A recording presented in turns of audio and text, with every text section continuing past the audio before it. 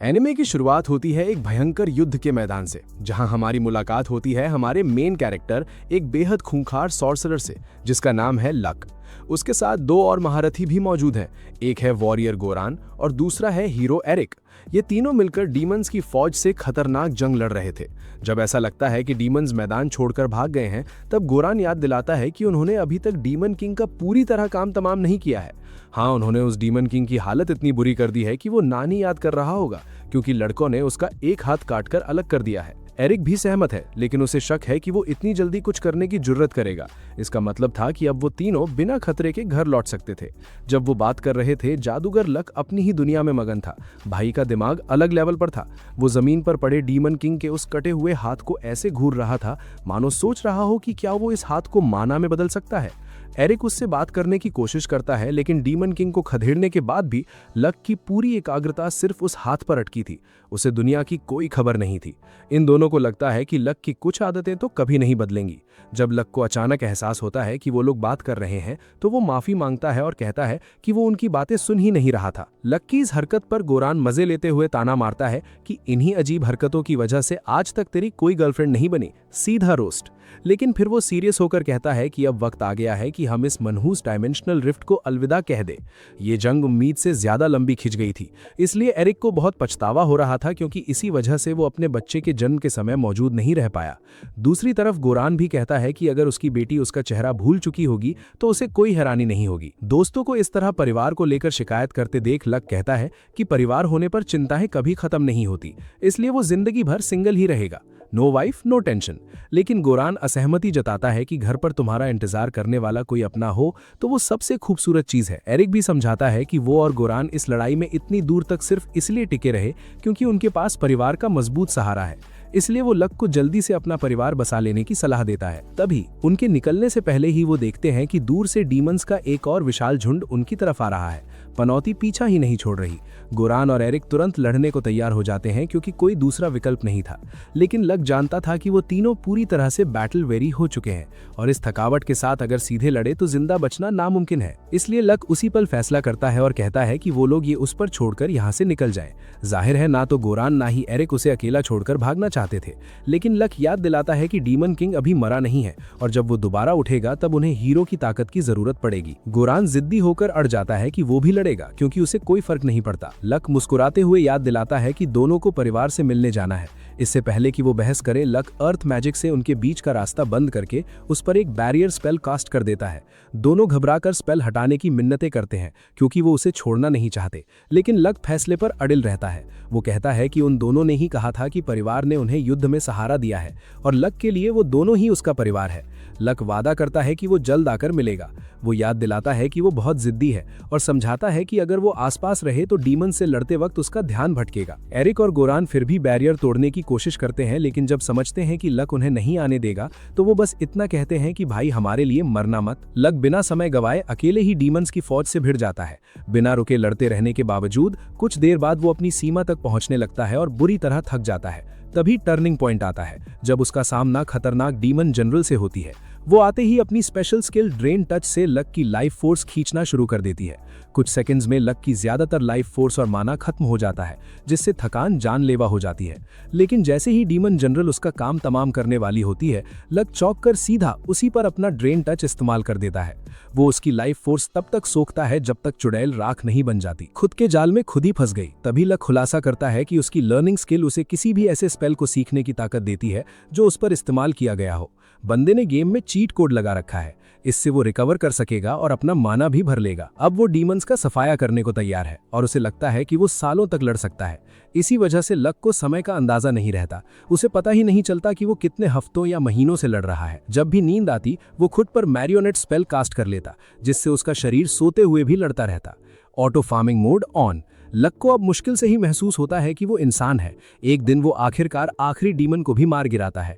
तभी एंट्री होती है डीमन किंग की, जो पिछली लड़ाई के बाद पूरी तरह रिकवर हो चुका था। बॉस फाइट शुरू। लक बिना समय गवाए एकदम करीब जाकर क्लोज कॉम्बैट लड़ने का फैसला करता है ताकि डीमन किंग अपनी भयानक आग वाली मैजिक इस्तेमाल ना कर सके। जब लक उस पर ड्रेन टच इस्तेमाल करने की कोशिश करता है तो डीमन किंग स्पेल को पीछे धकेल देता है और लक पर जोरदार हमला करता है। लक मुश्किल से खुद को बचा पाता है क्योंकि उसका घाव सोच से ज्यादा गहरा होता है और अगर वो जल्दी रिकवर नहीं हुआ तो मुसीबत में पड़ जाएगा। डीमन किंग अपनी हेक्स ब्लेड से उस पर दोबारा हमला करता है। लक उसे ब्लॉक तो कर लेता है लेकिन वो हेक्स ब्लेड लक की तलवार को आसानी से टुकड़ों में तोड़ देती है। इसके बावजूद लक बिना डरे चिल्लाता है कि उसे तलवार की कोई जरूरत नहीं है क्योंकि वो एक सॉर्सरर है। भाई का स्वैग ही अलग है। वो डीमन किंग पर इम्प्रिजनिंग हेलफायर कास्ट करता है जिससे उसका संतुलन बिगड़ जाता है और लक को करीब जाने का शानदार मौका मिलता है। जैसे ही लक काफी करीब पहुंचता है वो एक साथ इम्प्रिजनिंग हेलफायर और ड्रेन टच कास्ट कर देता है। डीमन किंग खुद को इम्प्रिजनिंग हेलफायर से बचाने में इतना व्यस्त हो जाता है कि वो ड्रेन टच के खिलाफ कुछ नहीं कर पाता। अब उसके पास बस दो ही रास्ते थे, या तो जलकर खाक हो जाए या पूरी लाइफ फोर्स गवा दे। लक अपना कोई भी स्पेल नहीं रोकता और अंततः वो डीमन किंग की ज्यादातर लाइफ फोर्स सोख कर उसे पूरी तरह हरा देता है। मलबे से बाहर निकलते ही उसकी नजर खौफनाक हेक्स ब्लेड पर पड़ती है। उसे एहसास होता है कि उसने सच में ये नामुमकिन काम कर दिखाया है। अब फाइनली घर वापस जाने का समय आ गया था। डायमेंशनल रिफ्ट से बाहर कदम रखते ही उसे बिल्कुल अंदाजा नहीं था कि वो कहाँ है, पर वो सड़क पर चल पड़ता है। दिक्कत ये थी कि वो पूरी तरह कड़का हो चुका था और उसका एडवेंचरर कार्ड भी जलकर खाक हो गया था। लंबा सफर तय करके लक आखिरकार रॉयल कैपिटल पहुंच जाता है। शहर में एंट्री लेते ही वो देखता है कि सब कुछ बदल चुका है। एंट्रेंस पर खड़े गार्ड्स लक की हालत देखकर घबरा जाते हैं। वो डर के मारे जल्दी से उसे कपड़े और हेक्स ब्लेड लपेटने के लिए कपड़ा थमा देते हैं। बिना वक्त बर्बाद किए लक अपने पुराने दोस्त गोरन के घर जाता है, पर वहां पहुंचते ही उसकी आंखें फटी की फटी रह जाती हैं। गोरन का घर एक विशाल हवेली बन चुका था। हवेली के दरवाजे पर एक अकड़ू बटलर आता है और लक से अपॉइंटमेंट के बारे में पूछता है। लक शांति से अपना नाम बताता है और कहता है कि बस गोरन को बता दो, वो समझ जाएगा। पर बटलर उसे भिखारी समझता है। वो ताना मारता है कि तुम्हारे जैसे फालतू लोग रोज आते हैं। लक सच बोल रहा था, पर बटलर जिद पर अड़ा रहता है और उसे बेइज्जती करके जाने को कह देता है, जिससे लक को खाली हाथ लौटना पड़ता है। कोई रास्ता ना देखकर लक गिल्ड जाकर अपना एडवेंचरर कार्ड बनवाने का फैसला करता है। रास्ते में उसकी नजर एक शानदार पत्थर की मूर्ति पर पड़ती है। कंफ्यूज होकर वो एक बूढ़े नागरिक से पूछता है कि ये किसकी मूर्ति है। बूढ़े को झटका लगता है कि इसे ये भी नहीं पता। वो सम्मान के साथ समझाता है कि ये महान सेंट लक की मूर्ति है। ये वो हीरो हैं जिन्होंने 10 साल पहले अकेले ही डायमेंशनल रिफ्ट के अंदर डीमंस की फौज को रोका था।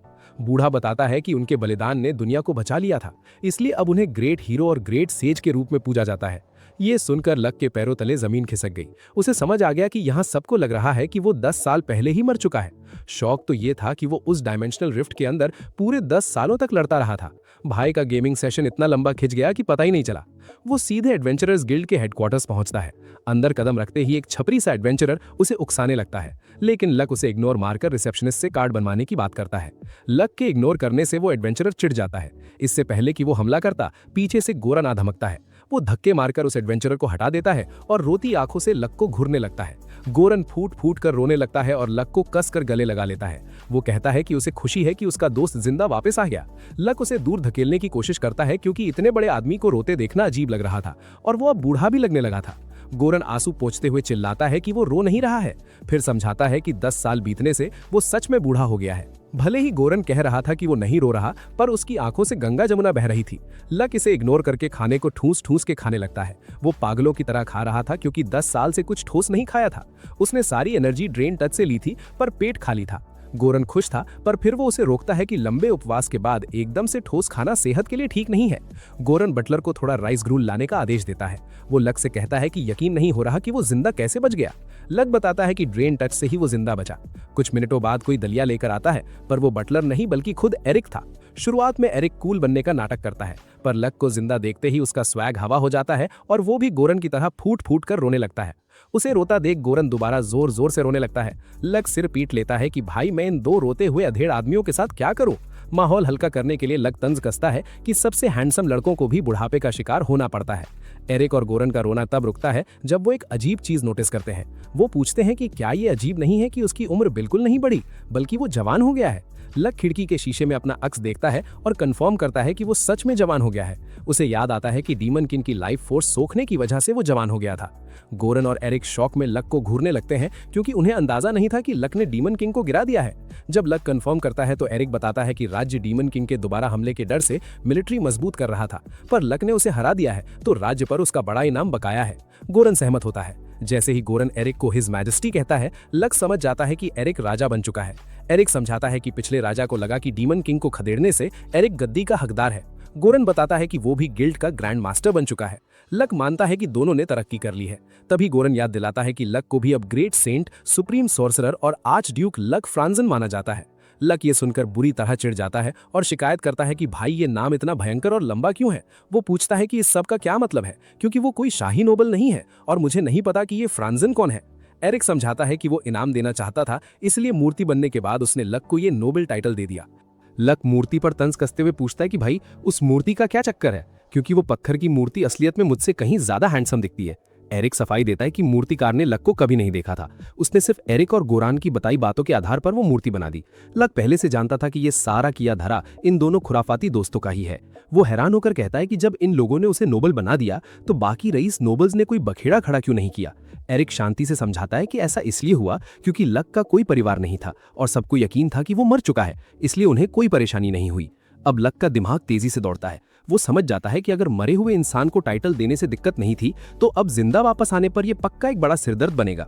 इसलिए वो फैसला लेता है कि वो अपने जिंदा होने की खबर किसी को नहीं देगा और लक मर चुका है वाली ऑफिशियल कहानी को नहीं बदलेगा। जब उसके दोस्त पूछते हैं कि वो क्या करेगा, लक एक्साइटमेंट के साथ कहता है कि ये एक शानदार मौका है, वो बिल्कुल जीरो से शुरुआत करेगा, एक नए एडवेंचरर के रूप में।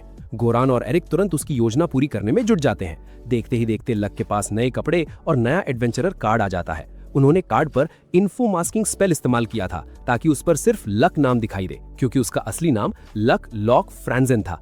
लक बड़ा हैरान होता है कि इन लोगों ने उसे एक मिडिल नेम भी दे रखा है। गोरान बताता है कि उसकी पहली job S rank supreme sorcerer छिपा दी गई है, इसलिए सिर्फ दूसरी जॉब यानी एफ रैंक वॉरियर ही दिखाई देगी। मतलब अब वो दुनिया के लिए सिर्फ लॉक है, मानो किसी प्रो प्लेयर ने बॉट आईडी बना ली हो। गोरान पूछता है कि क्या जीरो से शुरुआत करना उसके लिए बोरिंग नहीं होगा, क्योंकि वो इससे कहीं ज्यादा ताकतवर दुश्मनों से लड़ सकता है। लक सादगी से कहता है कि वो पहले ही बहुत ताकतवर दुश्मनों से लड़ चुका है। जाने के समय गोरान का बटलर आकर लक के सामने सिर झुकाकर माफी मांगता है। वो कहता है कि उस दिन उसने बदतमीजी की थी जिसका उसे पछतावा है। इसी बीच बगीचे में ट्रेनिंग कर रही एक लड़की खामोशी से उनकी बातचीत देख रही होती है, जानने की उत्सुकता में कि आखिर ये इंसान कौन है। लक बटलर से मुस्कुराकर कहता है कि कोई बात नहीं, वो मानता है कि उस दिन उसकी हालत खराब थी, इसलिए वो उसे दोष नहीं देता। अलविदा कहने के बाद वो सीधे एडवेंचरर्स गिल्ड निकल पड़ता है, जहां उसकी मुलाकात रिसेप्शनिस्ट अरोन से होती है। लक बताता है कि वो एक गॉब्लिन एक्सटर्मिनेशन क्वेस्ट लेना चाहता है, लेकिन अरोन साफ मना कर देती है। वो समझाती है कि एक नौसिखिए के लिए अकेले गॉब्लिन्स का शिकार करना खतरनाक हो सकता है। लक हार नहीं मानता और भरोसा दिलाता है कि वो बिल्कुल ठीक रहेगा, पर अरोन को क्या पता कि वो एस रैंक मॉन्स्टर है।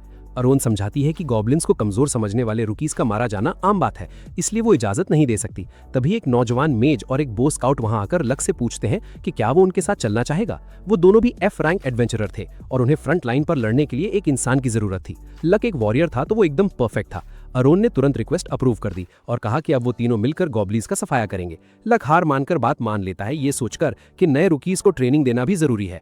परिचय के दौरान नौजवान मेज बताता है कि उसका नाम आर्यो है और वो फायरबॉल स्पेल इस्तेमाल कर सकता है। उसकी छोटी बहन अपना परिचय देती है और बताती है कि उसका नाम जिनी है और वो तीरंदाजी से मदद करेगी। लक भी अपना नया नाम बताता है और बस इतना कहता है कि वो तलवार इस्तेमाल करता है। बिना पल बर्बाद किए वो तीनों उस गांव की तरफ निकल पड़ते हैं जो गॉब्लिन्स के आतंक से परेशान था। वहां पहुंचकर वो जानकारी इकट्ठा करते हैं। पता चलता है कि गॉब्लिन्स ने 2 महीने का जमा अनाज, 2 गायें और 3 भेड़ें चुरा ली हैं। जिनी बताती है कि पश्चिमी बाढ़ को अक्सर नुकसान पहुंचाया जाता है, मतलब वो पक्का उसी दिशा से आते होंगे। इस जानकारी और गॉब्लिन हैबिटेट रेंज का अंदाजा लगाकर वो जल्द ही पता लगा लेते हैं कि अड्डा कहां हो सकता है। जिनी सबूतों को देखकर बताती है कि वहां लगभग 10 गॉब्लिन्स होने चाहिए। आर्यो भी सहमत होता है। जब जिनी रास्ता दिखाती है तो लक खामोश रहता है। वो मानता है कि वो सच में एक काबिल स्काउट है, क्योंकि उसका पूरा ध्यान शिकार पर है और वो स्मार्ट है। वो उसे मामूली एफ रैंक नहीं लगती। हालांकि लक जानता था कि उन्होंने गॉब्लिन्स की गिनती का बिल्कुल गलत अंदाजा लगाया था, क्योंकि उन्होंने पैरों के निशानों पर ध्यान नहीं दिया था। ये भी जरूरी है कि गॉब्लिन्स इतने अक्लमंद नहीं होते कि अपने पैरों के निशान छुपा सके, मतलब कोई खतरनाक मॉन्स्टर उन्हें लीड कर रहा है। इसके बावजूद लक उन्हें कुछ न बताने का फैसला करता है। वो जानता है कि अगर वो सब कुछ पहले बता देगा तो वो किसी को ट्रेन नहीं कर पाएगा और इंसान नाकामियों से सीखता है। लेकिन चूंकि लक ने सच्चाई न बताने का फैसला किया था, इसलिए जिम्मेदारी उसकी थी। इसलिए वो कसम खाता है कि वो इन दोनों को मरने नहीं देगा। आखिरकार उन्हें अड्डा मिल जाता है, जो एक पुरानी खौफनाक माइंड शाफ्ट लग रही थी। लक को माहौल ठीक नहीं लग रहा था, लेकिन जिनी और आर्यो को कोई परेशानी नजर नहीं आती। वो कहते हैं कि चूंकि गॉब्लिन्स रात में जागते हैं, इसलिए उन्हें दिन में ही हमला कर देना चाहिए। ये तय होने पर लक खुद लीड करने का फैसला करता है। वो जिनी से कहता है कि अंदर घुसते ही वो उसे कवरिंग फायर दे और पीछे से गार्ड करे। वो आर्यो को हिदायत देता है कि वो आगे बढ़ते हुए अपनी मैजिक बचा कर रखे। इसके बाद लक तेजी से दौड़कर अंदर घुसता है और गेट पर खड़े पहले गॉब्लिन को मार गिराता है। जिनी भी दूसरे गॉब्लिन को मार गिराती है। इसके बाद वो तीनों माइनशाफ्ट के अंदर घुसकर गॉब्लिन्स की बड़ी फौज से भिड़ जाते हैं। देखते ही देखते आर्यो और जिनी की हालत खराब हो जाती है और वो पस्त होकर हाँफने लगते हैं, क्योंकि उन्होंने कुछ ही देर में 30 से भी ज्यादा गॉब्लिन्स को हरा दिया था और ये गिनती उनकी उम्मीद से कहीं ज्यादा थी। लक हालात समझते हुए बताता है कि गॉब्लिन्स के ऐसे झुंड को अक्सर हॉबगॉब्लिन लीड करता है। फिर वो आर्यो से पूछता है कि क्या वो अभी भी फायरबॉल लॉन्च कर सकता है। आर्यो ईमानदारी से बताता है कि अगर वो पूरी जान लगा दे तो कर सकता है, लेकिन उसकी एनर्जी लगभग खत्म हो चुकी है। उधर जिनी भी अपना तर्कश चेक करके बताती है कि उसके पास सिर्फ 3 तीर बचे हैं। इन हालात को देखकर आर्यो समझदारी भरा फैसला लेता है कि उन्हें पीछे हट जाना चाहिए, क्योंकि बिना मैजिक और तीर के आगे बढ़ना बेवकूफ़ी है। लक मन ही मन उसके फैसले की तारीफ करता है, क्योंकि रुकीज के लिए पीछे हटना ही सही कदम था। लेकिन इससे पहले कि वो बाहर निकल पाते, अचानक गुफा एक भयंकर दहाड़ से गूंज उठती है। तभी सामने एंट्री होती है एक खतरनाक गॉब्लिन लॉर्ड की। बॉस फाइट शुरू। लक तुरंत हालात का जायजा लेता है। उसे अजीब लगता है कि जिस चालाकी से गॉब्लिन्स ने जानवरों को सिस्टमैटिक तरीके से चुराया, उसके लिए अच्छी अक्लमंदी चाहिए। लेकिन इस गॉब्लिन लॉर्ड की शक्ल से ही पता चल रहा था कि इसका दिमाग घुटनों में है। मतलब साफ था, पर्दे के पीछे कोई और मास्टरमाइंड है जो इन्हें कंट्रोल कर रहा है। तभी गॉब्लिन लॉर्ड दोबारा दहाड़ता है। लक हमला करने की तैयारी करता है, लेकिन इससे पहले कि वो कुछ करे, वहां अचानक एक बीस्ट गर्ल आ धमकती है। वो बिना खौफ के तलवार लेकर सीधा गॉब्लिन लॉर्ड की तरफ दौड़ पड़ती है ताकि उसे रास्ते से हटा सके। वो फुर्ती से गॉब्लिन लॉर्ड के चारों तरफ घूमती है और हवा में छलांग लगाकर उसके कंधे पर तलवार से वार करती है। लेकिन वो जानती थी कि यह कट इतना गहरा नहीं था, इसलिए उसे और कोशिश करनी होगी। जिनी और आर्य उसकी स्किल्स देखकर हैरान रह जाते हैं। बीस्ट गर्ल के कान इतने तेज थे कि वो उन्हें नोटिस कर लेती है और चिल्लाकर कहती है कि अगर भाग सकते हो तो यही मौका है जान बचाकर भागने का। लक भी आर्य और जिनी से कहता है कि वो निकल जाएं, लेकिन रास्ते में छुपे गॉब्लिन्स के सरप्राइज अटैक से बचकर रहें। आर्य समझ जाता है कि वो सिर्फ कबाब में हड्डी बनेंगे, इसलिए वो बेहतरीन फैसला लेता है और बहन जिनी के साथ निकल जाता है। लक मन ही मन आर्यों की तारीफ करता है। अब लक चिल करते हुए बीस्ट गर्ल के पास जाकर पूछता है कि क्या उसे मदद चाहिए। बीस्ट गर्ल लक को खड़ा देखकर चौंक जाती है कि ये भागा क्यों नहीं। लक सादगी से जवाब देता है कि उसे भागने की जरूरत महसूस नहीं हुई। भाई का स्वैग अलग है। वो लड़की समय बर्बाद नहीं करना चाहती, इसलिए कहती है कि उसे जो करना है करे, पर बीच में कूदने की जरूरत नहीं है। फिर वो वापस लड़ने में व्यस्त हो जाती है और लक उसके हर मूव और फाइटिंग स्टाइल को एनालाइज करने लगता है। काफी देर देखने के बाद लक कहता है कि फिलहाल तो तुम हार रही हो। ये सुनते ही बीस्ट गर्ल चिढ़ जाती है। उसे लगता है कि वो उसे मामूली चमचे से कमजोर बोल रहा है। लक बात साफ करते हुए कहता है कि वो उसकी ताकत नहीं बल्कि उसकी तलवार की बात कर रहा था। भाई की टाइमिंग देखो, इससे पहले कि वाक्य पूरा हो, बीस्ट गर्ल की तलवार के सच में टुकड़े टुकड़े हो जाते हैं। लो भाई, हो गई बेइज्जती। निहत्ते होने पर लक मजे लेते हुए फिर पूछता है कि क्या वो श्योर है कि मदद नहीं चाहिए। लड़की लक से कहती है कि वो दोस्तों के पीछे जाए। फिर वो पीठ से शॉर्ट शॉट निकालकर दोबारा लड़ने पहुंच जाती है, लेकिन गॉब्लिन लॉर्ड एक झटके में उसे निहत्ता कर देता है और उसके पास बचने का कोई रास्ता नहीं बचता। यही लक फैसला करता है कि बहुत नाटक हो गया, अब वो खुद उसे मार गिराएगा। तभी गॉब्लिन लॉर्ड इतनी जोर से दहाड़ता है कि बीस्ट गर्ल के कान फटने लगते हैं। लेकिन अगले पल लक 1 सेकंड से भी कम समय में रफ्तार का कहर बरसाकर उस विशाल गॉब्लिन लॉर्ड को सीधे 4 टुकड़ों में काट देता है और कूलनेस से कहता है कि ये बहुत ज्यादा शोर मचा रहा था। लक का खौफनाक रूप देखकर बीस्ट गर्ल सन्न रह जाती है, सारा एटीट्यूड हवा। वो इज्जत से लक से पूछती है कि वो कौन है, फिर याद आने पर बताती है कि उसका नाम सिया है और वो ईस्टर्न बीस्टकिन ट्राइब के मुखिया डैंटन की बेटी है। सिया जान बचाने के लिए शुक्रिया अदा करती है, फिर असली नाम पूछती है। लक मुस्कुराहट के साथ गर्व से छाती चौड़ी करके कहता है कि वो एक मामूली F रैंक एडवेंचरर है। जाहिर है सिया को यकीन नहीं होता। लक अपना एडवेंचरर कार्ड दिखा देता है। कार्ड देखकर सिया का दिमाग खराब हो जाता है कि ये इंसान F रैंक होने पर इतना गर्व क्यों कर रहा है।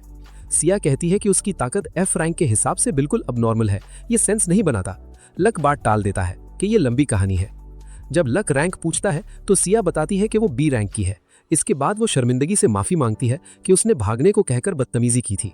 लक प्यार से समझाता है कि उसने ऐसा इसलिए किया क्योंकि उसे लगा कि लक बिगिनर है, जो कि सही फैसला था। सब क्लियर होने पर लक अपना नाम बताता है, एक वेटरन है फ्रैंक। लक सीरियस होकर पूछता है कि इस माइन शाफ्ट की गहराइयों में असल में क्या छिपा है, क्योंकि उसे यकीन है कि गॉब्लिन लॉर्ड से भी बड़ी चीज मौजूद है। ये सुनते ही सिया का चेहरा पीला पड़ जाता है और वो कांपने लगती है। वो झूठ बोलती है कि उसे नहीं पता। लक चोरी पकड़ते हुए याद दिलाता है कि उसने खुद इसे अंडरलिंग कहा था, मतलब अंदर ताकतवर दुश्मन है। सिया सवाल टालने की कोशिश करती है, लेकिन लक कहता है कि नहीं बताना तो कोई बात नहीं। फिर वो गहरे हिस्से की तरफ चलने लगता है। वो समझाता है कि उसे गॉब्लिन्स मारने का कॉन्ट्रैक्ट मिला था, लेकिन अगर यहाँ बड़ा खतरा है तो गांव की हिफाजत के लिए वो आगे जाएगा और उसे हराएगा। लक का पक्का इरादा देखकर सिया सच उगल देती है। वो चेतावनी देती है कि दुश्मन को आसानी से नहीं हराया जा सकता, क्योंकि उनका सामना खूंखार वैम्पायर लॉर्ड से होने वाला है। ये खौफनाक सच सामने आते ही लक सब समझ जाता है। वैम्पायर लॉर्ड्स कोई आम दुश्मन नहीं, उनकी वाइटैलिटी आम राक्षसों से कहीं ज्यादा होती है, और सबसे बड़ी मुसीबत है कि वो खुद को चमगादड़ों या धुएं में बदल सकते हैं। वाकई ये एक खतरनाक दुश्मन था। लक मजे लेते हुए सिया से पूछता है कि क्या ये सब संभालना उसके लिए ज्यादा नहीं हो जाएगा।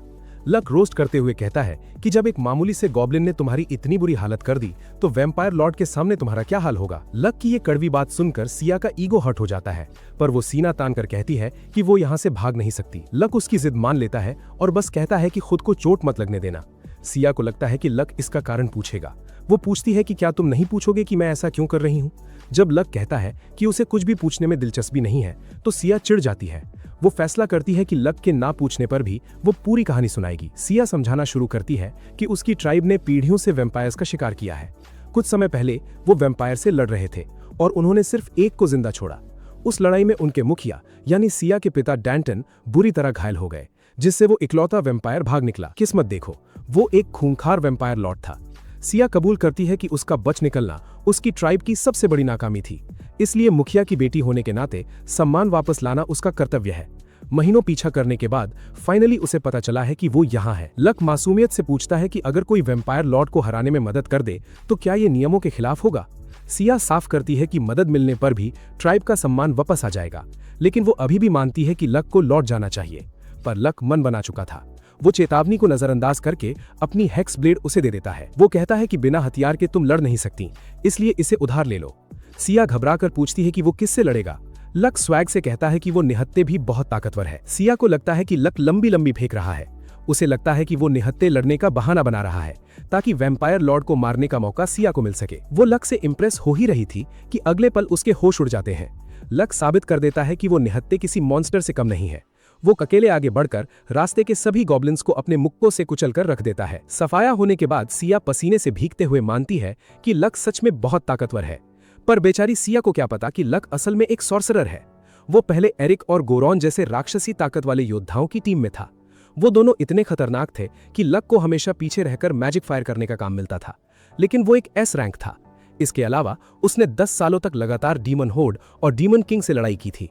इस जानलेवा लड़ाई से उसकी मार्शल आर्ट्स पागलों की तरह बेहतर हो गई थी। अब वो सिया से कहता है कि उस थ्रोन रूम पर हमला करने का समय आ गया है जहां दुश्मन इंतजार कर रहा है। अंदर घुसते ही वैम्पायर लॉर्ड सिया को पहचान लेता है। वो घमंड से ताना मारता है कि मानो एक छोटी पिल्ली जैसी लड़की अपनी औकात से बाहर जाकर कुछ करने की कोशिश कर रही है, लेकिन सिया उसे चुप कराते हुए चेतावनी देती है कि अब वो घिर चुका है, इसलिए वो खुद उसका काम तमाम करेगी। वैम्पायर लॉर्ड हंसते हुए कहता है कि सिया के पिता पूरी ताकत लगाकर भी उसका बाल बाका नहीं कर पाए थे और वो तो उससे भी कमजोर है। वो हवा में उड़कर कहता है कि रात के राजा पर दांत दिखाने के लिए पछतावा ही उसका आखिरी एहसास होगा। लक इनकी बातों पर ध्यान नहीं दे रहा था। वो शांति से कहता है कि इस वैम्पायर लॉर्ड ने पक्का गॉब्लिन्स के झुंड को छोटा दिखाया होगा ताकि वो लालच देकर एडवेंचरर्स को यहाँ बुला सके। वैम्पायर लॉर्ड इंप्रेस होकर कहता है कि लक काफी अक्लमंद है, इसलिए वो उसका गुलाम बनने लायक है। वो सिया को ताना मारता है कि वो तारीफ करता है क्योंकि वो एक ह्यूमन को लाई है। वो समझाता है कि भले ही उसका वैम्पायरिक चार्म किसी बीस्ट पर काम नहीं करता, लेकिन वो एक ह्यूमन को आसानी से गुलाम बना सकता है। ये सुनते ही सिया घबरा जाती है और लक से भाग जाने को कहती है, लेकिन वैम्पायर लॉर्ड हंसते हुए कहता है कि अब देर हो चुकी है। अचानक लक की आंखों की चमक गायब हो जाती है, मानो उस पर जादू का असर हो गया हो। जब वैम्पायर लॉर्ड उसे बुलाता है तो लक बिना सवाल किए उसके पीछे चलने लगता है। सिया खुद को कोसने लगती है कि लक की इस हालत की जिम्मेदार वो है। वैम्पायर लॉर्ड मजे लेते हुए पूछता है कि अब वो किसके हाथों मरेगी, उसके या अपने दोस्त के। वो हंस ही रहा था कि गेम पलट जाता है। गुलाम बनने का नाटक कर रहा लक अचानक वैम्पायर लॉर्ड के मुंह पर जोरदार मुक्का जड़ देता है। लक स्वैग से कहता है कि उसके पास मेंटल डीबफ्स को झेलने की तगड़ी रेजिस्टेंस है। वैम्पायर लॉर्ड का घमंड चूर चूर हो जाता है क्योंकि कोई ह्यूमन इस जादू का विरोध नहीं कर सकता। लक मजे लेते हुए कहता है कि शायद तुम एक कमजोर लेसर वैम्पायर हो, जिसे गलतफहमी है कि वो एक महान वेम्पायर लॉर्ड है। सीधा रोस्ट। वेम्पायर लॉर्ड का खून खौल उठता है और वो हमला करने झपटता है, लेकिन लक उसे एक जोरदार किक मारकर दूर उछाल देता है। वेम्पायर लॉर्ड दीवार से टकराता है और लक कहता है कि लेसर वेम्पायर के हिसाब से वो काफी फुर्तीला है। वो खूंखार परछाइयों से लक पर हमला करता है और चिल्लाता है कि लक इस दिन को रोएगा, लेकिन लक उस हमले को चकमा देकर एक हाई लेवल मैजिक सर्कल से ब्लॉक कर देता है। पलक झपकते ही लक सुपर स्पीड से उसके करीब पहुंचता है और ड्रेन टच एक्टिवेट करके उसकी लाइफ फोर्स सोखने लगता है। कुछ ही सेकंड में वेम्पायर लॉर्ड अपनी सारी ताकत खो देता है। हार मानकर वो पूछता है कि वो कौन है। कूल अंदाज में लक कहता है, F Frank adventurer. Vampire Lord को लगता है कि ये मजाक है। वो बचने के लिए खुद को चमगादड़ों में बदलने लगता है और विलन वाला डायलॉग मारता है कि लक ने उसके प्रकोप को दावत दी है, इसलिए वो चैन की नींद नहीं सो पाएगा। लेकिन सिया तेज रफ्तार से आगे बढ़ती है और हेक्स ब्लेड से वेम्पायर लॉर्ड को 2 हिस्सों में काट देती है। वेम्पायर लॉर्ड घबरा जाता है जब उसे एहसास होता है कि वो रीजेनरेट नहीं कर पा रहा है। जल्द ही उसका सिर्फ सिर बाकी रह जाता है। सिया सम्मान के साथ हेक्स ब्लेड लक को लौटाती है। वो मानती है कि तलवार सच में धारदार है। वो बताती है कि उसे काटते वक्त उसे अपने अंदर एक अजीब सी ताकत महसूस हुई। लक ये सुनकर अंदर ही अंदर पसीने पसीने हो जाता है। वो घबराहट भरी हंसी के साथ कहता है कि अरे नहीं, ये पक्का तुम्हारा वहम होगा। जाहिर है वो उसे नहीं बता सकता कि ये डीमन किंग की तलवार है। सिया मरे हुए वैम्पायर लॉर्ड के अवशेषों को छान मारती है और उसे एक मेडेलियन मिलता है। लक उलझन में पड़ जाता है क्योंकि उसे बिल्कुल अंदाजा नहीं था कि वो क्या है। सिया गंभीरता से समझाती है कि ये एक शापित मेडेलियन है जो सिर्फ खास वैम्पायर लॉर्ड्स के अंदर पाया जाता है। जब कोई वैम्पायर लॉर्ड इसे रखकर खून पीता है या मारता है तो इसमें खतरनाक श्राप इकट्ठा होने लगता है। लक सोचता है कि यार 10 साल पहले तो ऐसी चीजें नहीं होती थीं, शायद ये आजकल के वैम्पायर्स का नया फैशन है। तभी कटा हुआ वैम्पायर लॉर्ड पागलों की तरह हंसने लगता है। वो एकदम विलन वाली टोन में कहता है कि उसे हराकर भी उन्हें शांति नहीं मिलेगी, क्योंकि मेडालियन की ताकत जल्द डायमेंशनल रिफ्ट का पोर्टल खोल देगी। पोर्टल खुलते ही अनगिनत डीमंस दुनिया पर भूखे भेड़ियों की तरह टूट पड़ेंगे और दूसरी डायमेंशन से उनके डार्क गॉड्स यहाँ आएंगे। लक उसकी धमकियां सुनकर गहरी सोच में पड़ जाता है। डायमेंशनल रिफ्ट वही मनहूस जगह है जहां वो 10 सालों से लड़ रहा था, लेकिन एक पेंच था। उन्हें नहीं पता था कि पोर्टल कैसे खोला जाता है। 10 साल पहले जब डीमन किंग भागा था तो वो लोग पोर्टल बंद होने से पहले पीछे कूद गए थे। मतलब वो पोर्टल सिर्फ एग्जिट ओनली था।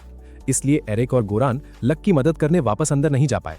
वैम्पायर लॉर्ड डराते हुए चेतावनी देता है कि मेडालियन से खिंचकर कई वैम्पायर लॉर्ड्स आएंगे और वो डार्क गॉड्स के आने तक खौफ में जिएंगे। लेकिन लक जो करता है उसे देखकर वैम्पायर लॉर्ड के तो तोते उड़ जाते हैं। लक बिना भाव दिखाए उसी हेक्स ब्लेड से मेडालियन को 2 हिस्सों में काट देता है। तलवार श्राप को पल भर में सोख लेती है।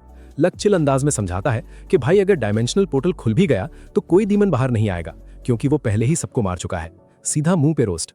वैम्पायर लॉर्ड की आंखें फटी रह जाती हैं। वो हेक्स ब्लेड पहचान लेता है कि ये डीमन किंग की तलवार है। वो बौखलाकर लक को असली नाम से बुलाता है, तुम ही ग्रेट सेज लक हो। लेकिन इससे पहले भांडा फूटता लक झट से उसका सिर बीच से काट देता है। ले भाई, परमानेंट साइलेंट मोड। हालांकि सिया के तेज कानों ने सुन लिया था कि वो लक को ग्रेट सेंट लक कहने वाला था। लक झेमते हुए माफी मांगता है कि उसने जल्दबाजी में मेडालियन काट दिया। सिया कहती है कि कोई दिक्कत नहीं, 2 टुकड़ों में भी चलेगा। खौफनाक माइंड शाफ्ट से निकलते हुए लक चिंता जताता है कि आर्यो और जिनी परेशान होंगे, जल्दी करनी चाहिए। सिया पूछती है कि क्या वो सच में ठीक होंगे। लक तसल्ली देता है कि वो एफ रैंक्स के हिसाब से शानदार है, इसलिए पक्का सही सलामत होंगे। तभी सिया चलना बंद कर देती है। वो मुस्कुराती है और कहती है कि अभी उसने उसे लॉक नहीं लक कहकर बुलाया था और लक ने नॉर्मल जवाब दिया। मतलब लक ने अनजाने में राज उगल दिया कि वो ग्रेट सेंट लक है। भाई का पोपट हो गया। लक को जब एहसास होता है कि वो पकड़ा गया तो उसे भयंकर झटका लगता है। वो इनकार नहीं करता और कहता है कि प्लीज, ये एक राज है। सिया दृढ़ निश्चय से वादा करती है कि वो अपनी जान देकर राज की हिफाजत करेगी। फिर मजे लेते हुए कहती है कि वो सच में ग्रेट सेंट लक की मूर्ति जैसा दिखता है। लक लाल होकर मना करता है कि वो बिल्कुल वैसा नहीं दिखता। जब वो एडवेंचरस गिल्ड पहुंचते हैं तो अरुण की आंखें फटी रह जाती हैं। वो गॉब्लिन जेम्स का पहाड़ देखकर चकरा जाती है। वो कहती है कि उन्हें सुरक्षित देखकर खुशी हुई, पर इतने जेम्स कैसे मिले। जिनी और आर्यो समझाते हैं कि गॉब्लिन्स का झुंड उम्मीद से बड़ा था और बी लैंग सिया मदद के लिए मौजूद थीं। अरुण माफी मांगती है और मानती है कि गिल्ड को खतरे का सही अंदाजा नहीं लगाना चाहिए था। रात को सिया लक को बताती है कि लग रहा है गिल्ड अब वैम्पायर लॉर्ड मामले में सख्त कदम उठाएगी। तभी उनका ध्यान आर्यो और जिनी पर जाता है, जो ग्रेट सेंट लक की मूर्ति के सामने घुटनों के बल प्रार्थना कर रहे थे। वो कह रहे थे कि उन्हें सेंट लक का शुक्रिया अदा करना चाहिए, क्योंकि शायद उन्हीं की सुरक्षा से वो जॉब पूरी कर पाए हैं। वो मान रहे थे कि सेंट लक ने ही उन्हें ये शांति दी है। लक इतनी तारीफें सुनकर झेप जाता है, क्योंकि बेचारों को अंदाजा नहीं था कि जिसके सामने है वो साक्षात पीछे ही खड़ा है। उनके जाने के बाद सिया लक को थैंक यू कहती है, क्योंकि उसकी वजह से वो ट्राइब का सम्मान वापस पा सकेगी। लक परेशान होकर कहता है कि इतना शुक्रिया अदा करना बंद करो। वो सिया से पूछता है कि अगर ट्राइब को वैम्पायर्स के बारे में जानकारी मिले तो क्या वो शेयर करेगी। सिया बिना झिझक तुरंत मान जाती है। लक सीरियस होकर कहता है कि जिस शांति के लिए उसने 10 साल जंग लड़ी थी वो उसे इतनी आसानी से बर्बाद नहीं होने देगा। बोलते हुए लक अनजाने में बिल्कुल वैसा पोज बना लेता है जैसा उस मूर्ति का था। सिया हंसी नहीं रोक पाती और कहती है, देखा, तुम सच में ग्रेट सेंट लक की मूर्ति जैसे ही दिखते हो। फिर सिया विनती करती है कि वो सीधे गिल्ड मास्टर से बात करे और उसे वैम्पायर लॉर्ड्स के खतरे के लिए चौकन्ना रहने को कहे। सिया साफ करती है कि उसने गिल्ड को रिपोर्ट कर दी है, लेकिन जब तक वो कहानी वेरीफाई करके गिल्ड मास्टर तक पहुंचाएंगे तब तक बहुत देर हो जाएगी। लक इस बात को आसानी से मान लेता है। सिया से मेडालियन का आधा हिस्सा दे देती है ताकि गोरान को समझाते वक्त पक्का सबूत मिल जाए। इसके बाद सिया अलविदा कहती है और जानकारी जुटाने सीधे अपने गांव निकल पड़ती है। लक सीधे गोरान के पास धमकता है। गोरान उसे देखते ही भड़क जाता है। वो कहता है कि तुम ये बोलकर नहीं जा सकते कि बस थोड़ी देर के लिए जा रहे हो और फिर पूरे 3 दिन बाद वापस आओगे। लक उसे शांत कराने की कोशिश करता है क्योंकि गोरान बिल्कुल उसकी माँ की तरह बर्ताव कर रहा था। भाई तो दोस्त है या मम्मी? लक मजाक किनारे रखकर मेडालियन का आधा हिस्सा दिखाता है। वो बताता है कि एक जरूरी चीज सामने आई है जिससे वो बड़ी मुसीबत में फंस सकते हैं। वैम्पायर लॉर्ड की बातें गोरान को समझाने के बाद लक भयानक सच्चाई कबूल करता है। वो सीरियस होकर कहता है कि उसने कभी नहीं सोचा था कि खूंखार डीमंस और डीमन किंग भी उन असली दुश्मनों डार्क गॉड्स के लिए महज एक मोहरे थे। ये सुनकर गोरान के चेहरे की हवाइयां उड़ जाती हैं। वो आधे मेडालियन को घूरते हुए कहता है कि वो एक स्पेशलाइज्ड एजेंसी से इसकी जांच करवाना चाहेगा क्योंकि इसे समझ नहीं आ रहा कि ये किस बला से बनी है। ये सोने जैसा लग रहा था पर सोना नहीं था, और ये ऑरिकन कम या मिथरल जैसी जादुई धातु भी नहीं लग रहा था। खुद लक, जो एक महान सॉर्सरर है, वो भी इसके बारे में कुछ नहीं बता पा रहा था। इसलिए गोरान सोचता है कि शायद कोई एल्केमिस्ट ही इसका राज खोल सकता है। वहां से जाने से ठीक पहले गोरान उसे रुकी एडवेंचरर्स की जान बचाने के लिए शुक्रिया अदा करता है और साफ करता है कि ये शुक्रिया वो गिल्ड मास्टर की हैसियत से कर रहा है। लक उससे सादगी से कहता है कि इसमें कोई बड़ी बात नहीं है। ये कहकर लक जैसे ही दरवाजा खोलता है, वो लड़की जो बगीचे से उसे घूर रही थी दरवाजे के सामने खड़ी थी। इससे पहले कि गोरान कुछ कह पाता, लड़की गुस्से से मुंह फुलाती है, जोर से सांस छोड़ती है और पैर पटकते हुए चली जाती है। Full attitude. गोरान गहरी सांस लेकर बताता है कि वो गुस्से से भरी लड़की उसकी बेटी चेलिस है जो जल्द 15 साल की होने वाली है। लक समझ जाता है कि ये वही बेटी है जिसके बारे में गोरान ने डिमेंशनल रिफ्ट में कहा था कि शायद वो बाप का चेहरा भूल चुकी होगी। हालांकि लक को समझ नहीं आता कि उसने उसे ऐसे क्यों घूरा। गोरान दुखड़ा रोते हुए समझाता है कि वो उससे बात नहीं करना चाहती क्योंकि गोरान ने उसके एडवेंचरर बनने के सपने के खिलाफ आवाज उठाई थी। पिता के प्यार को किनारे रख दे तो सच्चाई ये थी कि उसके पास बी रैंक की काबिलियत है, लेकिन वो अभी भी बच्ची है। उसके पास उस गहरी समझ और खतरे को भांपने वाली होशियारी यानी वेरीनेस की कमी है जो एक एडवेंचरर को चाहिए। लक याद दिलाता है कि ये चीजें तजुर्बे से मिलती हैं। गोरान साफ करता है कि वो इस मसले पर पत्नी की राय लेना चाहता है, पर वो पड़ोसी राज्य की यात्रा पर गई है। लक सोचता है कि बाप बनना सच में आफत है। तभी गोरान हाथ जोड़कर कहता है कि उसे एक फेवर चाहिए। वो समझाता है कि 15 साल की होते ही चेलिस को एडवेंचरर रजिस्टर करने के लिए माता पिता की परमिशन नहीं चाहिए होगी और वो पक्का एडवेंचरिंग शुरू कर देगी। इसलिए वो चाहता है कि लक कैजुअली उस पर नजर रखे। लक हामी भर देता है। अगले दिन लक छुपकर चेलिस को स्वॉर्ड्समैनशिप ट्रेनिंग करते देखता है और समझ जाता है कि उसने बाप का टैलेंट विरासत में पाया है। तभी चेलिस की नजर लक पर पड़ती है और वो उसे फिर लेजर जैसी नजरों से घूरने लगती है। लक अभी भी खोपड़ी खुजा रहा था कि ये भड़की हुई क्यों है। लंच के समय तो हद ही हो गई। चेलिस लक के ठीक सामने बैठ जाती है और बिना हिचकिचाहट के सीधे पूछती है, क्या तुम मेरे पिता के नाजायज बेटे हो? सीधा हेडशॉट। लक के मुंह में रखा सारा पानी फव्वारी की तरह बाहर निकल जाता है। लक खांसते हुए सफाई देता है कि वो बिल्कुल गलत सोच रही है, लेकिन चेलिस पूरी तरह कन्विंस्ड थी। वो अपना डिडक्शन समझाती है। पहला, पिता ने लक को घर बुलाने के लिए मां के जाने का इंतजार किया। दूसरा, जब से लक आया है पिता कुछ ज्यादा ही निहाल है। और सबसे बड़ी बात, जब लक 3 दिन गायब था तो गोरान एक परेशान मम्मी की तरह टेंशन ले रहा था। लक भी उसे इस कंफ्यूजन के लिए दोष नहीं दे सकता था क्योंकि गोरान सच में उसकी मम्मी की तरह बर्ताव कर रहा था। दिक्कत यह थी कि चेलिस सच में मान चुकी थी कि लक नाजायज बेटा है। लक को लगने लगा कि गोरान का परिवार तबाह होने वाला है। उसे समझ नहीं आ रहा था कि क्या करे। तभी वहां खड़ा बटलर लक को खूंखार नजरों से घूरने लगता है, मानो बिना बोले धमकी दे रहा हो कि जल्दी कुछ करो। प्रेशर न सह पाने पर लक सच उगलने का फैसला करता है। वो चेलिस को बताता है कि गोरान बस अपने एक पुराने दोस्त को लेकर परेशान था जो 10 साल से दूर जंग लड़ रहा था। लेकिन चेलिस इस पर बिल्कुल यकीन नहीं करती क्योंकि लक दिखने में इतना जवान था कि 10 साल पुरानी बात सेंस ही नहीं बना रही थी। तब लक बताता है कि वो असल में गोरान के एडवेंचरर दोस्तों में से एक है और वो जितना जवान दिखता है उसकी उम्र उससे कहीं ज्यादा है। ये सुनकर चेलिस चौंक जाती है। लक ने चैन की सांस ली कि चलो इसे समझ आ गया, लेकिन तभी चेलिस अपना मास्टर स्ट्रोक मारती है। ओह, तो तुम पक्का मेरे बड़े भाई हो। लक के मुंह से दूसरी बार पानी का फव्वारा छूट जाता है। वो फ्रस्ट्रेट होकर चिल्लाता है कि वो बड़ा भाई नहीं है, लेकिन चेलिस तुरंत लॉजिक बदलती है और मान लेती है कि अच्छा तो फिर वो छोटा भाई है। मतलब अभी दोनों उम्र की बात कर रहे थे और उसने उसे छोटा भाई बना दिया। एकदम क्लूलेस वो स्माइल देते हुए कहती है कि अब से वो उसे प्यारी बहना कह सकता है। भाई लॉजिक ने आत्महत्या कर ली। इस फालतू लॉजिक से लक के सब्र का बांध टूट जाता है। वो समझ जाता है कि इसकी इमेजिनेशन बहुत खिसकी हुई है। कोई दूसरा रास्ता ना देखकर वो अपना एडवेंचरर कार्ड निकालता है ताकि सबूत दे सके कि उसका पिता से खून का रिश्ता नहीं है, क्योंकि कार्ड पर कहीं मॉर्टन नहीं लिखा। लेकिन चेलिस एक अलग ही ट्रैजिक कहानी बना लेती है और मान लेती है कि उसके पिता लक को अपनाना नहीं चाहते। अब वो सोचने लगती है कि उसके पिता बहुत क्रूर है। वो लक को सांत्वना देती है कि इसमें लक की गलती नहीं है, ये सब जालिम पिता का कसूर है। चेलिस फुल हीरोइन वाली फील में कहती है कि अब वो सब उस पर छोड़ दे। वो वादा करती है कि वो पिता को लक को अपनाने के लिए मजबूर कर देगी। लक घबराकर उसे रोकने की कोशिश करता है, लेकिन वो जिद पर अड़ जाती है कि माँ गुस्से में आकर पिता को धो डालेंगी, पर उन्हें सबक मिल जाएगा। उसका खतरनाक डेडिकेशन देखकर लक की रूह कांप जाती है। उसे यकीन हो गया कि गोरान का परिवार पक्का तबाह होगा। तबाही रोकने के लिए लक हार मानकर उसे मेरी प्यारी बहना पुकारता है। ये सुनते ही बटलर बाहर चला जाता है। लक सीरियस होकर चेलिस के करीब आता है और उससे पूछता है कि क्या वो एक राज अपने सीने में दफन रख सकती है। चेलिस बिना किसी शक के पूरे कॉन्फिडेंस के साथ हामी भर देती है। उसे यकीन दिलाने के बाद लक आखिरकार अपने एडवेंचरर कार्ड से वो इन्फो मास्किंग स्पेल हटा देता है और उसे अपना असली नाम दिखाता है। कार्ड पर साफ अक्षरों में लिखा था लक लॉक फ्रांसन और उसकी असली रैंक थी एस रैंक। ये देखते ही चेलिस की आंखें फटी की फटी रह जाती हैं। उसका दिमाग सुन्न पड़ जाता है। वो तुरंत समझ जाती है कि उसके सामने महान ग्रेट सेंट, दुनिया का रक्षक, सुप्रीम सॉर्सरर और खुद आर्च ड्यूक लक लॉक फ्रांसन खड़ा है। सच्चाई पता चलने पर लक बड़े आराम से समझाता है कि वो असल में कुछ ही दिन पहले उस खौफनाक डायमेंशनल रिफ्ट से जिंदा वापस लौटा है। चेलिस इस भयानक जानकारी से अभी भी गहरे शौक में थी, लेकिन यहाँ भी उसका दिमाग एक अलग ही लेवल का गोता लगाता है। इस पूरी कहानी से वो जो सबसे बड़ा कंक्लूजन निकालती है वो ये था कि महान ग्रेट सेंट लक असल में उसका छोटा भाई है। लक का तो यहाँ सच में दिमाग खराब हो जाता है। इतनी बड़ी सच्चाई सामने आने के बाद भी वो अड़ी थी कि लक उसके पिता का नाजायज बेटा है। हद तो तब होती है जब चेलिस पूरे कॉन्फिडेंस से बताती है कि उसे हमेशा से लगता था कि ग्रेट सेंट लक की मूर्ति गोरान जैसी ही दिखती है, और अब उसे समझ आ गया है कि ऐसा इसलिए है क्योंकि वो दोनों बाप बेटे हैं। लक तुरंत झल्लाते हुए सफाई देता है कि वो मूर्ति गोरान जैसी बिल्कुल नहीं दिखती, दूर दूर तक कोई मेल नहीं है। लेकिन चेलिस एक्साइटमेंट में कहती है कि वो दोनों तो शुरू से ही भाई बहन थे। लक एक बार फिर गहरी सांस लेकर समझाता है कि वो उसका छोटा भाई नहीं है। इस पर चेलिस कहती है, तो तुम पक्के मेरे बड़े भाई हो। भाई लॉजिक ने फांसी लगा ली है।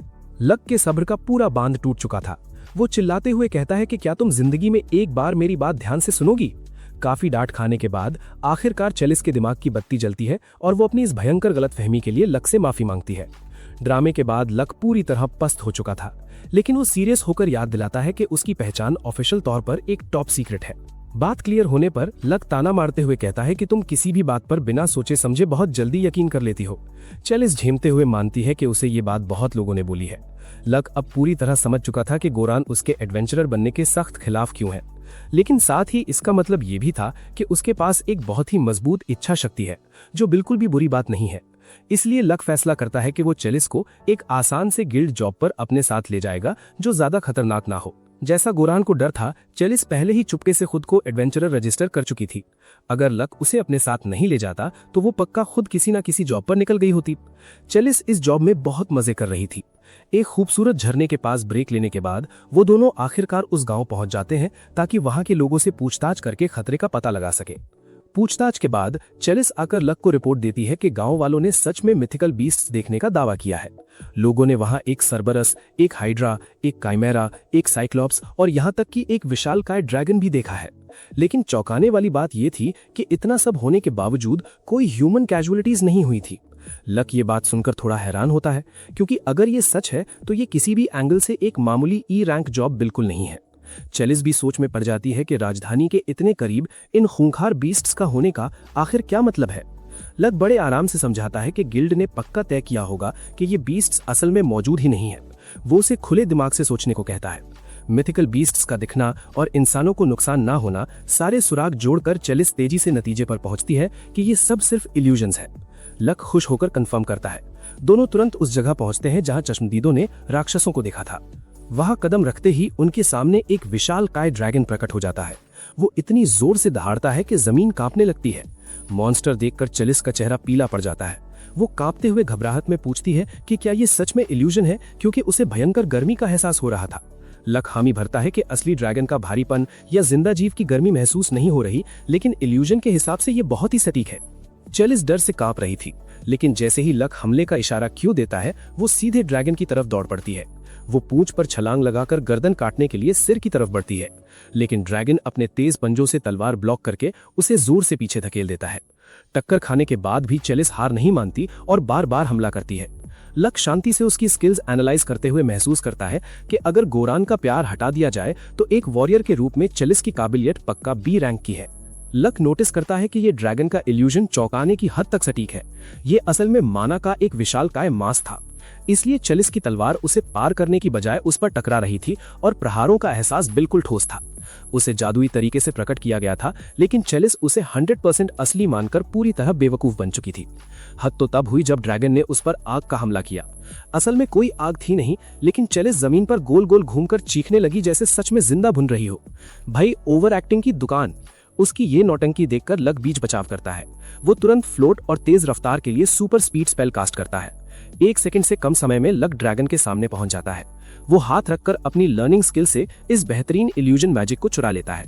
फिर वो अपना ड्रेन टच यूज करके उस पूरे ड्रैगन को तब तक सोख लेता है जब तक उसका नामो निशान नहीं मिट जाता। चेलिस अभी भी जमीन पर लेटकर गोल गोल घूम रही थी और चीख रही थी। लक आराम से कहता है कि वो अब ये नौटंकी बंद कर सकती है। अचानक रुककर खुद को चेक करने पर उसे एहसास होता है कि उसके शरीर पर आग लगी ही नहीं है। लक याद दिलाता है कि वो सिर्फ एक इल्यूजन था। वो समझाता है कि अगर तुम इल्यूजन से सीधे आमने सामने यानी हेड ऑन लड़ोगी तो तुम्हारी हार तय है। चेलिस चिढ़कर शिकायत करती है कि काश तुमने ये बात पहले बताई होती। उसे पता ही नहीं था कि वो इससे लड़ नहीं सकते। वो पूछती है कि अगर लड़ नहीं सकते तो क्या करना चाहिए। लक प्रो प्लेयर की तरह समझाता है कि ऐसे हालात में बस उस कास्टर को ढूंढकर हराना है, पर अगर तुम उसे ढूंढ नहीं पाती हो तो चुपचाप भाग निकलो। चेलिस को ये बात चुभती है, क्योंकि फाइटर होने के नाते पीठ दिखाना उसे बेइज्जती लगता है। लक उसकी झूठी शान पर तंज कसता है कि बेवकूफों की तरह मरने से लाख गुना बेहतर है कि इंसान भागकर जान बचा ले। भाई, हीरोपंती अपनी जगह, पर जान है तो जहान है। इसके बाद लक जंगल की तरफ मुड़ता है और छुपे हुए इल्यूजनिस्ट को आवाज लगाकर कहता है कि भाई अब बाहर आ जाओ। लक जानता था कि वो उनकी बातें सुन रहा है, इसलिए वो इस मसले को शांति से सुलझाना चाहता है। लक स्मार्ट तरीके से कहता है कि उसे पता है इल्यूजनिस्ट ने गांव वालों को नुकसान नहीं पहुंचाया है, मतलब वो बस लोगों को डराकर दूर रखना चाहता है और इसके पीछे पक्का कोई बड़ी वजह होगी। जब कोई बाहर नहीं आता तो लक टोन सीरियस करता है कि वो लोग यहाँ गिल्ड की रिक्वेस्ट पर आए हैं, इसलिए इन्वेस्टिगेशन तो करनी ही पड़ेगी। कुछ सेकंड की खामोशी के बाद जंगल से एक लड़के की आवाज सुनाई देती है। वो आवाज कहती है कि यहाँ कोई ऐसी चीज है जिसकी उसे हर कीमत पर हिफाजत करनी है। चेलिस चौंक जाती है, क्योंकि वो किसी खूंखार मॉन्स्टर की नहीं बल्कि एक बच्चे की आवाज थी। लक सीधे पूछता है कि क्या उस चीज को यहीं रखना जरूरी है। बच्चा मासूमियत से जवाब देता है कि उसे कहीं और ले जाना आसान नहीं है। लक गहरी सांस लेकर चेतावनी देता है कि अगर हालात ऐसे ही रहे तो उन्हें गिल्ड को रिपोर्ट देनी होगी कि वो जॉब फेल कर चुके हैं। लक चिल अंदाज में कहता है कि वैसे उसे खुद इससे कोई फर्क नहीं पड़ता, लेकिन इधर चेलिस का पैनिक अटैक शुरू हो जाता है। वो लक को हिलाते हुए पागलों की तरह कहती है कि वो करियर की शुरुआत में फेलियर नहीं चाहती। लक शांत कराता है कि छोटी मोटी फेलियर से पसीना मत बहाओ, पर चेलिस घबरा रही थी कि अब वो अपने गिल्ड मास्टर पिता गोरान को क्या मुंह दिखाएगी। बाप के तानों का खौफ ही अलग है। उसके भयंकर ओवर रिएक्शन को इग्नोर मारते हुए लक वापस मेन टॉपिक पर आता है। वो इल्यूजनिस्ट को कड़वी सच्चाई समझाता है कि अगर वो जॉब फेल करके गए तो गिल्ड पक्का किसी और एडवेंचरर को यहाँ भेजेगा और कोई गारंटी नहीं है कि वो लोग शरीफ होंगे। हो सकता है वो जबरदस्ती करें, राज उगलवाने के लिए सीधा हमला कर दें। अगर ऐसा हुआ तो किसी का अंजाम अच्छा नहीं होगा, इसलिए वो इस नौबत से बचना चाहता है। लक की लॉजिकल बातें सुनकर इल्यूजनिस्ट बच्चा मान जाता है। वो हिम्मत जुटाकर खुद को उनके सामने लाता है। जैसे ही वो पेड़ों के पीछे से बाहर आता है, चेलिस की नजर उसके सींगों पर पड़ती है। सींग देखते ही वो खौफ से पीछे हटकर चिल्लाती है कि ये तो एक फींड है। चेलिस के रिएक्शन को देखकर बेचारा बच्चा शर्मिंदगी से सींग छुपाने की कोशिश करता है, लेकिन लक की बात अलग है। वो भेदभाव पर रत्ती भर ध्यान नहीं देता। इसके बजाय वो उस बच्चे की जमकर तारीफ करने लगता है कि उसका इल्यूजन कितना शानदार था। लक मानता है कि बच्चे ने अपनी मौजूदगी को भी इतनी चालाकी से छुपाया था कि लक भी चकमा खा गया। वो सच में इंप्रेस था। तारीफ सुनकर बच्चा शर्म से लाल हो जाता है और झेपते हुए लक को शुक्रिया कहता है। लक दोस्ताना स्माइल देता है और खुद को मामूली एफ रैंक एडवेंचरर बताकर परिचय देता है। भाई का स्वैग अलग ही है। फिर वो चेलिस का परिचय करवाता है, जो डर के मारे गूंगी हो चुकी थी। लक का दोस्ताना बर्ताव देखकर बच्चा भी हुड हटाता है, चेहरा दिखाता है और बताता है कि उसका नाम लूसीरा है और वो एक फींड है। चेलिस घबराते हुए पूछती है कि क्या फींड्स बहुत खूंखार जीव नहीं होते। लक गलतफहमी दूर करते हुए समझाता है कि असलियत में फींड्स बहुत ताकतवर मेजेस और फाइटर्स होते हैं, लेकिन वो लड़ाकू नहीं होते। ये सच्चाई जानकर चेलिस फाइनली राहत की सांस लेती है। माहौल शांत होने पर लक लूसीरा पर ध्यान लगाता है और पूछता है कि वो किस चीज की हिफाजत कर रहा है। लूसीरा शब्दों के बजाय उन्हें वो चीज खुद दिखाने का फैसला करता है। जब वो जंगल के अंदर जा रहे होते हैं तो लक पूछता है कि आखिर उसने लक पर इतना जल्दी भरोसा कैसे कर लिया। लूसीरा समझदारी से समझाता है कि लक पर उसके इल्यूजन का असर नहीं हुआ था, जिससे उसे समझ आ गया था कि लक उससे कहीं ज्यादा ताकतवर सॉर्सरर है। लेकिन ताकत होने के बावजूद लक ने घमंड नहीं दिखाया और जबरदस्ती हमला करने की कोशिश नहीं की। इसलिए लूसीरा को लगा कि लक पर भरोसा किया जा सकता है। काफी देर चलने के बाद वो प्राचीन काल के खंडहर यानी रूइन के पास पहुंचते हैं। अंदर पहुंचते ही लक और चेलिस की आंखें फटी की फटी रह जाती हैं। वहां सामने जो चीज बैठी थी, जिसे लूसीरा पूरे सम्मान के साथ एक्सॉल्टेड गरबेरगा कहकर बुला रहा था, वो असल में और कुछ नहीं बल्कि एक जिंदा मुर्गा था।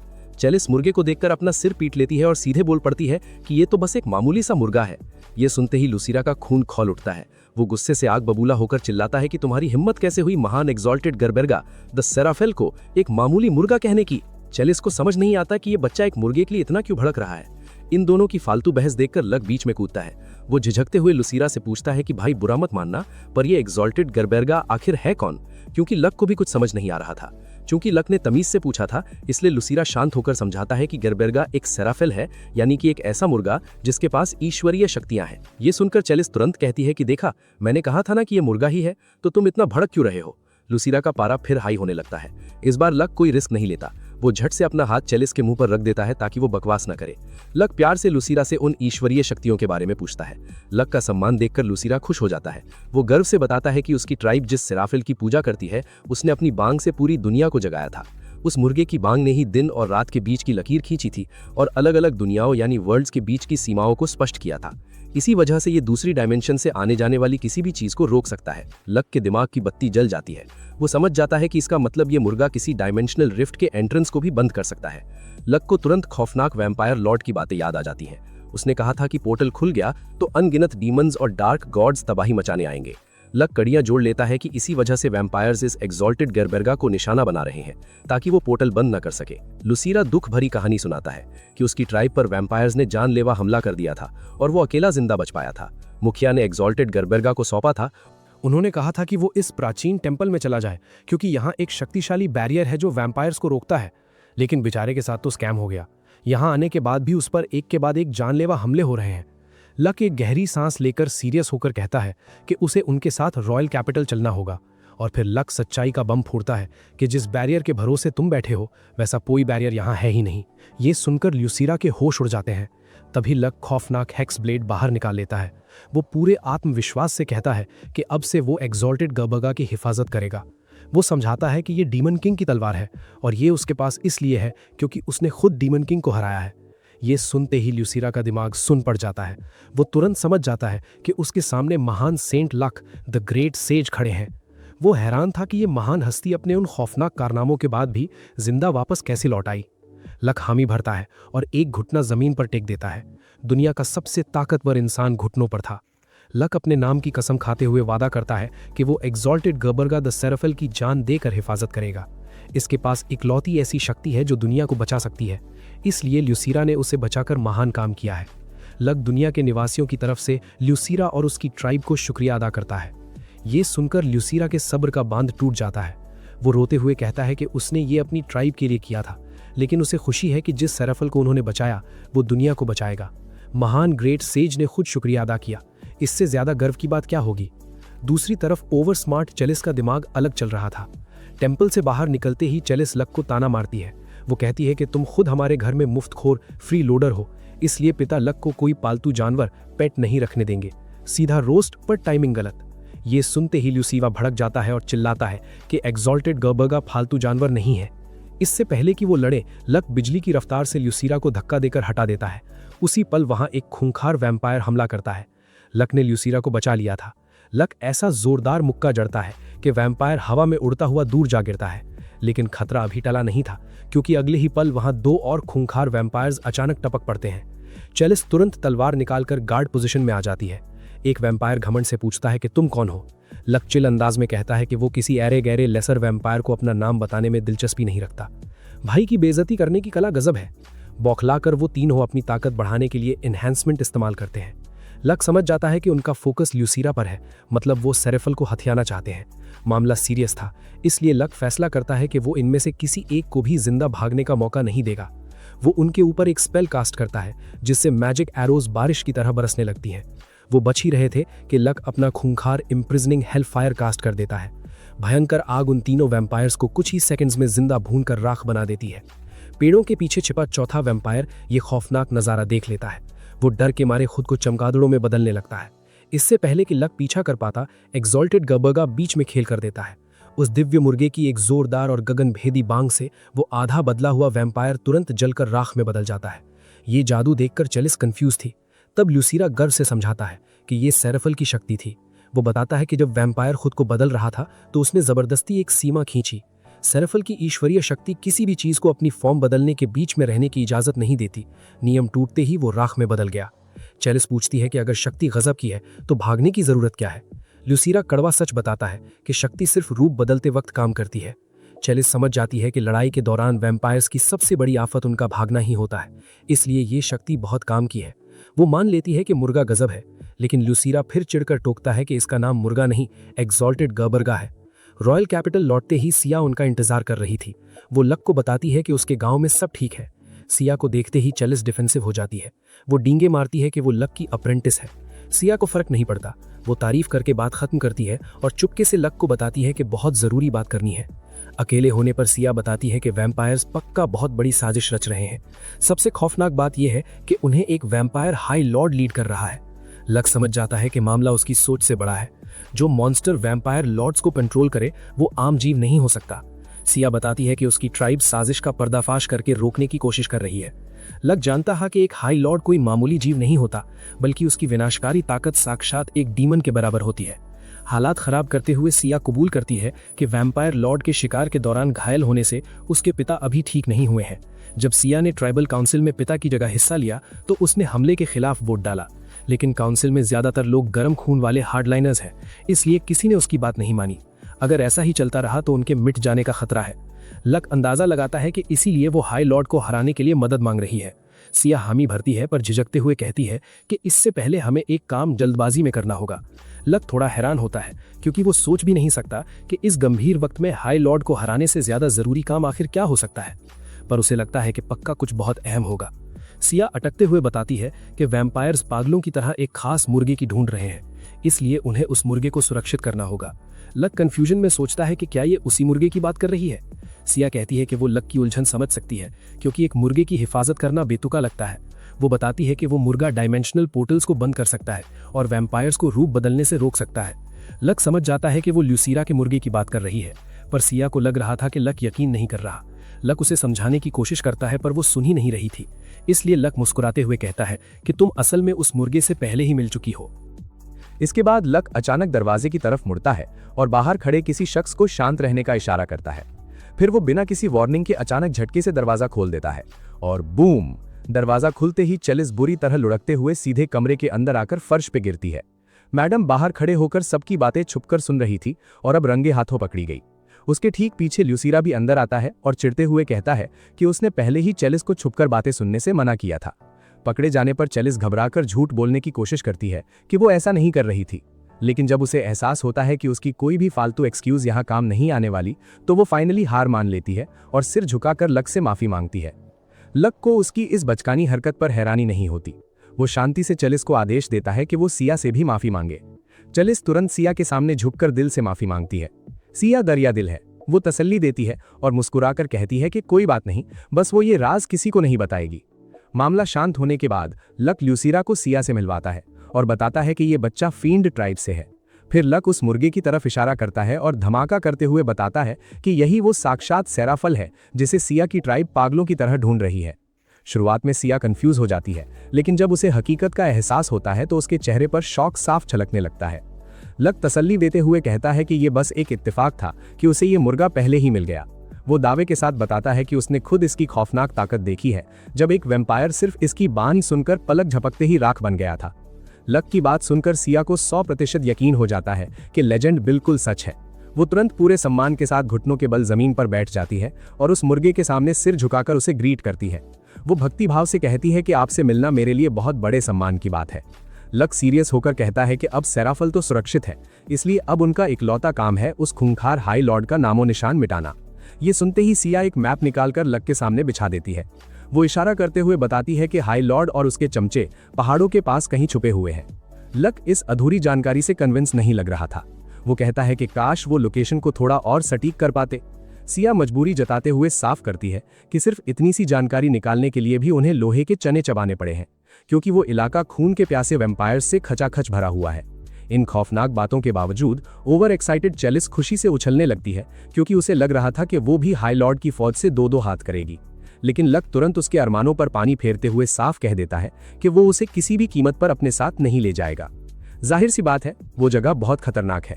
लक लॉजिक समझाता है कि सिया एक अनुभवी बी रैंक एडवेंचरर है और उसे अपनी ट्राइब के सख्त नियमों की वजह से इस जानलेवा शिकार पर जाना ही पड़ेगा। इसलिए दोनों के हालात में जमीन आसमान का फर्क है। ये सुनकर चेलिस का मुंह लटक जाता है, लेकिन लक स्मार्ट है। वो सीरियस टोन में कहता है कि उसे चेलिस की जरूरत है ताकि वो इस चमत्कारी मुर्गे की हिफाजत कर सके। लक समझाता है कि राजधानी में जादुई बैरियर लगा है, इसलिए लॉर्ड क्लास वेम्पायर्स अंदर नहीं घुस पाएंगे, लेकिन फिर भी उन्हें एक आउटस्टैंडिंग एडवेंचरर की सख्त जरूरत है जो ढाल बनकर इसकी हिफाजत कर सके। लक की बात सुनकर चेलिस का ध्यान सिर्फ आउटस्टैंडिंग एडवेंचरर पर अटक जाता है। उसका ईगो आसमान छूने लगता है, उसका सारा कॉन्फिडेंस वापस आ जाता है और वो चौड़े होकर ये मिशन खुशी खुशी एक्सेप्ट कर लेती है। कुछ ही देर बाद उसका पिता गोरान घर आ जाता है और चेलिस दौड़कर उससे मिलने जाती है। सिया ये देखकर कंफ्यूज हो जाती है। तब लक बताता है कि चेलिस असल में गोरान की ही बेटी है। कुछ सेकंड बाद गोरान कमरे में एंट्री लेता है। वो मुस्कुराते हुए लक को दिल से धन्यवाद देता है कि उसने उसकी बेटी का इतना अच्छा ख्याल रखा। लक तसल्ली देते हुए फेंकता है कि उसकी बेटी सच में एक बहुत बेहतरीन वॉरियर है। अपनी बेटी की तारीफ सुनकर गोरान खुशी से फूला नहीं समाता। वो प्यार से चेलिस को उसकी पहली जॉब पूरी करने पर बधाई देता है, लेकिन तभी गेम पलट जाता है। सबको चौंकाते हुए चेलिस अचानक फूट फूट कर रोने लगती है और हाथ जोड़कर पिता से माफी मांगने लगती है। गोरान बुरी तरह पैनिक करने लगता है। चेलिस सिसकते हुए कहती है कि उसने अपने पिता के साथ बहुत बुरा बर्ताव किया था। गोरान घबराकर पूछता है कि आखिर वो इतनी भड़की हुई क्यों थी। चेलिस मासूमियत से ऐसा सच उगलती है कि सबके तोते उड़ जाते हैं। वो कहती है कि उसे लगा था कि लक उसके पिता का नाजायज बेटा है। गोरान ये सुनते ही पागलों की तरह हंसने लगता है। चेलिस भी हामी भरती है और कहती है कि उसे खुद यकीन नहीं हो रहा कि उसने कैसे ये बेतुका नतीजा निकाल लिया था कि लक उसका छोटा भाई है। ये सुनते ही गोरान के मुंह से पानी का फव्वारा छूट जाता है। गोरान थककर पूछता है कि क्या उसने लक के लिए मुसीबत खड़ी की। चेलिस बहाना बनाकर वहां से दुम दबाकर भाग जाती है। उसके जाते ही गोरान लक से गिड़गिड़ाता है कि वो उसकी बेटी को मौका दे। वो रोते हुए कहता है कि उसकी बेटी इतनी बड़ी डिजास्टर है, पता नहीं ये पागलपन उसमें कहां से आया है। लक को पुराने दिन याद आते हैं जब गोरान भी बिना सोचे समझे नतीजे निकालता था। मतलब बाप का ही जेनेटिक डिफेक्ट बेटी में आया है। गोरान पैनिक करते हुए कहता है कि उसे बेटी को एडवेंचरर बनने से रोक देना चाहिए। लक शांत कराते हुए भरोसा दिलाता है कि वो उस पर नजर रखेगा। गोरान इमोशनल होकर फूट फूट कर रोते हुए लक को कसकर गले लगा लेता है। किस्मत का खेल देखो, ठीक उसी वक्त चेलिस वापस आ जाती है। पिता और लक को बाहों में लिपटे देखकर वो फिर एक गलत रोमांटिक नतीजे पर पहुंचती है। बिना सफाई का मौका दिए वो माफी मांगते हुए कहती है, आप अपना समय लीजिए, और भाग जाती है। पूरे 1 घंटे की माथापच्ची के बाद फाइनली चेलिस को सारी बात समझ में आती है। इस ड्रामे के बाद दोनों बुरी तरह पस्त हो जाते हैं। चेलिस झेंपते हुए माफी मांगने लगी और अपनी बेवकूफी की सफाई देने की कोशिश करने लगी, लेकिन लक ने तुरंत हाथ उठाकर उसे चुप करा दिया। वो रिस्क नहीं लेना चाहता था कि ये लड़की अपने खिसके हुए लॉजिक से मामला और ज्यादा पेचीदा बना दे। फालतू ड्रामा खत्म होने के बाद वो लोग सीरियस मुद्दे पर आते हैं, क्योंकि वैम्पायर्स पक्का कुछ बड़ा कर रहे थे। लक गोरान को बताता है कि सिया के मुताबिक उन्हें एक हाई लॉर्ड लीड कर रहा है, इसलिए मास्टर प्लान ये है कि उन्हें सीक्रेट वेपन यानी उस मुर्गे की हिफाजत करनी होगी, जबकि वो सीधे वैम्पायर स्ट्रॉन्ग होल्ड और हाई लॉर्ड पर धावा बोलेंगे। गोरान समझ जाता है, लेकिन अपना गिल्ड मास्टर वाला दिमाग लगाते हुए कहता है कि अगर मुर्गे की ताकत इतनी गजब की है तो क्या वो उसे अपनी मदद के लिए ले जा सकते हैं। लुसीरा समझाता है कि ऐसा मुमकिन नहीं है, क्योंकि मुर्गे की शक्ति सिर्फ वैम्पायर्स के रूप बदलने पर काम करती है। लक हामी भरते हुए कहता है कि बीच भयंकर लड़ाई में मुर्गे को सुरक्षित रखना कोई आसान काम नहीं है। तभी सिया एक खौफनाक सच उगल देती है। वो बताती है कि अगर हाई लॉर्ड ने सेरेफिल का खून पी लिया तो मेडेलियन में श्राप इतनी भयंकर रफ्तार से भरेगा कि उसी पल डायमेंशनल डोर खुल जाएगा। ये जानकारी चौंकाने वाली थी और मुर्गे का रिएक्शन देखकर लग रहा था मानो उसे खुद भी नहीं पता था। सिया गंभीरता से समझाती है कि यह श्राप जीवन के अपमान से पैदा होता है। जिस जीव को अपवित्र किया जा रहा है वो जितना पवित्र होगा, श्राप उतनी ही तेजी से इकट्ठा होगा। लक तुरंत कहता है कि ऐसे में तो मुर्गे को युद्ध के मैदान से दूर रखना और भी ज्यादा जरूरी हो जाता है। हालात की भयंकर गंभीरता देखकर गोरान सुझाव देता है कि क्या उन्हें राजा एरिक से मदद मांगनी चाहिए, क्योंकि अगर मुर्गा ईश्वरीय है तो रॉयल फैमिली को उसकी हिफाजत करने में कोई परेशानी नहीं होनी चाहिए। लक ने इस बारे में सोचा ही नहीं था, पर वो जानता था कि राजा खुद एक हीरो रह चुका है, इसलिए मुर्गा राजमहल में सबसे ज्यादा महफूज रहेगा। बिना कोई समय बर्बाद किए गोरान तुरंत एक मैसेंजर को राजमहल भेज देता है। एरिक को सारी बात बताने के बाद वो सब रॉयल पैलेस पहुंचकर राजा का इंतजार करने लगते हैं। हालांकि सिया इतने आलीशान राजमहल में एक जिंदा मुर्गा पकड़े हुए बहुत नर्वस महसूस कर रही थी। इंतजार करते हुए लक कहता है कि उन्हें रास्ता दिखाने वाला चैम्बरलिन बहुत जवान था। गोरान मुस्कुराते हुए बताता है कि अगर उसे एरिक के अप्रेंटिसेस की गिनती पता चल जाए तो वो हैरान रह जाएगा। राजमहल में अप्रेंटिस नाइट्स, अप्रेंटिस चैम्बरलिन्स और अप्रेंटिस शेफ्स मिलाकर कुल 2000 ट्रेनी हैं। गोरान समझाता है कि ये एक वेलफेयर पॉलिसी है जिसमें गरीब नोबिलिटी के बेटे और डीमन किंग के खिलाफ युद्ध में शहीद हुए नाइट्स के अनाथ बच्चे शामिल हैं। रॉयल पैलेस में बेहतरीन ट्रेनिंग लेने से उन्हें भविष्य में आसानी से रोजगार मिल जाएगा। लक को बात समझ आती है और वो मानता है कि एरिक सच में एक महान राजा है। गोरॉन पूरी तरह सहमत होते हुए बताता है कि एरिक का मानना है कि शिक्षा ही राज्य को समृद्ध बनाती है। काफी इंतजार के बाद एरिक अपनी 2 बेटियों के साथ आता है और खुशी से कहता है कि उसने सुना है लक ने एक वैम्पायर लॉर्ड को हरा दिया है। छोटी बच्चियां तमीज से अपना नाम चार्लेट और मैरी बताती हैं। वो लक को आर्क ड्यूक फ्रांजन कहकर पुकारते हुए कहती हैं कि उनसे मिलना सम्मान की बात है। सबसे छोटी बच्ची मैरी खुशी से उछलते हुए लक से ऑटोग्राफ मांगती है, लेकिन जैसे ही लक की नजर उसके हाथ की किताब पर पड़ती है उसे भयंकर झटका लगता है। किताब का टाइटल था the adventures of Luck. Eric हंसने लगता है और बताता है कि मैरी को उसकी बहादुरी के किस्सों वाली ये पिक्चर बुक बहुत पसंद है, इसलिए वो बाद में इस पर साइन जरूर कर दे। लक पूरी तरह कंफ्यूज खड़ा था। तब सिया उसे बताती है कि इस किंगडम का हर एक बच्चा उसकी कहानियां सुनकर बड़ा हुआ है। गोरॉन मजे लेते हुए बताता है कि विशाल मूर्ति बनवाने के बाद ये दूसरी चीज थी जो एरिक ने की थी। अब देश का हर एक बच्चा उसे अपना हीरो मानता है। लक को ये बिल्कुल पसंद नहीं आता। उसे लगता है कि ये बच्चों की ब्रेन वॉशिंग है। लुसीरा मासूमियत से बताता है कि उस मुर्गे को भी लक की पिक्चर बुक बहुत पसंद है। लक हैरान रह जाता है कि एक भगवान भी इसका शिकार हो गया। जैसे ही एरिक की बेटियों की नजर मुर्गे पर पड़ी, वो उसे पुचकारने के लिए आगे बढ़ी। गोरॉन अपनी बेटी चलिस से कहता है कि वो राजकुमारियों के साथ खेले ताकि बड़े शांति से बात कर सके। उनके कमरे से जाते ही एरिक नम आंखों से गोरॉन को उसकी समझदारी के लिए शुक्रिया अदा करता है। वो समझाता है कि मामला अर्जेंट था, पर वो बेटियों को उनके हीरो से मिलवाने का मौका नहीं गंवाना चाहता था। 10 साल पहले जब लक ने अकेले राक्षसों को रोका था, उसी वजह से उसे ये बच्चियां मिली जो उसकी जिंदगी का नूर है। एरिक समझाता है कि उसकी सारी खुशियां चार्लेट और मैली से जुड़ी हैं और ये सिर्फ लक की बदौलत है। लक झेमते हुए उसे ये सब बंद करने को कहता है, लेकिन गोरॉन भी कहता है कि ये बात उसके लिए भी सच है, क्योंकि लक की वजह से ही वो चैलिस को बड़ा होते देख पाया। एरिक लक से कहता है कि सिर्फ वो दोनों नहीं, पूरा महाद्वीप उसका आभारी है और वो चाहता था कि लक ये महसूस करे। लक शर्म और कृतज्ञता के साथ धन्यवाद कहता है, पर साफ करता है कि पिक्चर बुक कुछ ज्यादा ही ओवर है। एरिक को समझ नहीं आता और वो बम फोड़ते हुए बताता है कि लक पर एक स्टेज प्ले भी बन चुका है। लक शर्म से लाल होकर एक बार फिर उसे रोकने को कहता है। बात घुमाने के लिए लक पूछता है कि लेफी कैसी है। एरिक बताता है कि वो लक से मिलना चाहती थी, पर आजकल लेफी किंगडम के होली ऑर्डर की हेड है, इसलिए वो कैथीड्रल में रहती है। लक फैसला करता है कि वो उससे मिलने जाएगा। इसी बीच रोवेना नाम की एक मेड चलिस और राजकुमारियों को मुर्गे के साथ दूसरे कमरे में ले जा रही थी। चलिस उसे वहां ले जाने के लिए धन्यवाद कहती है।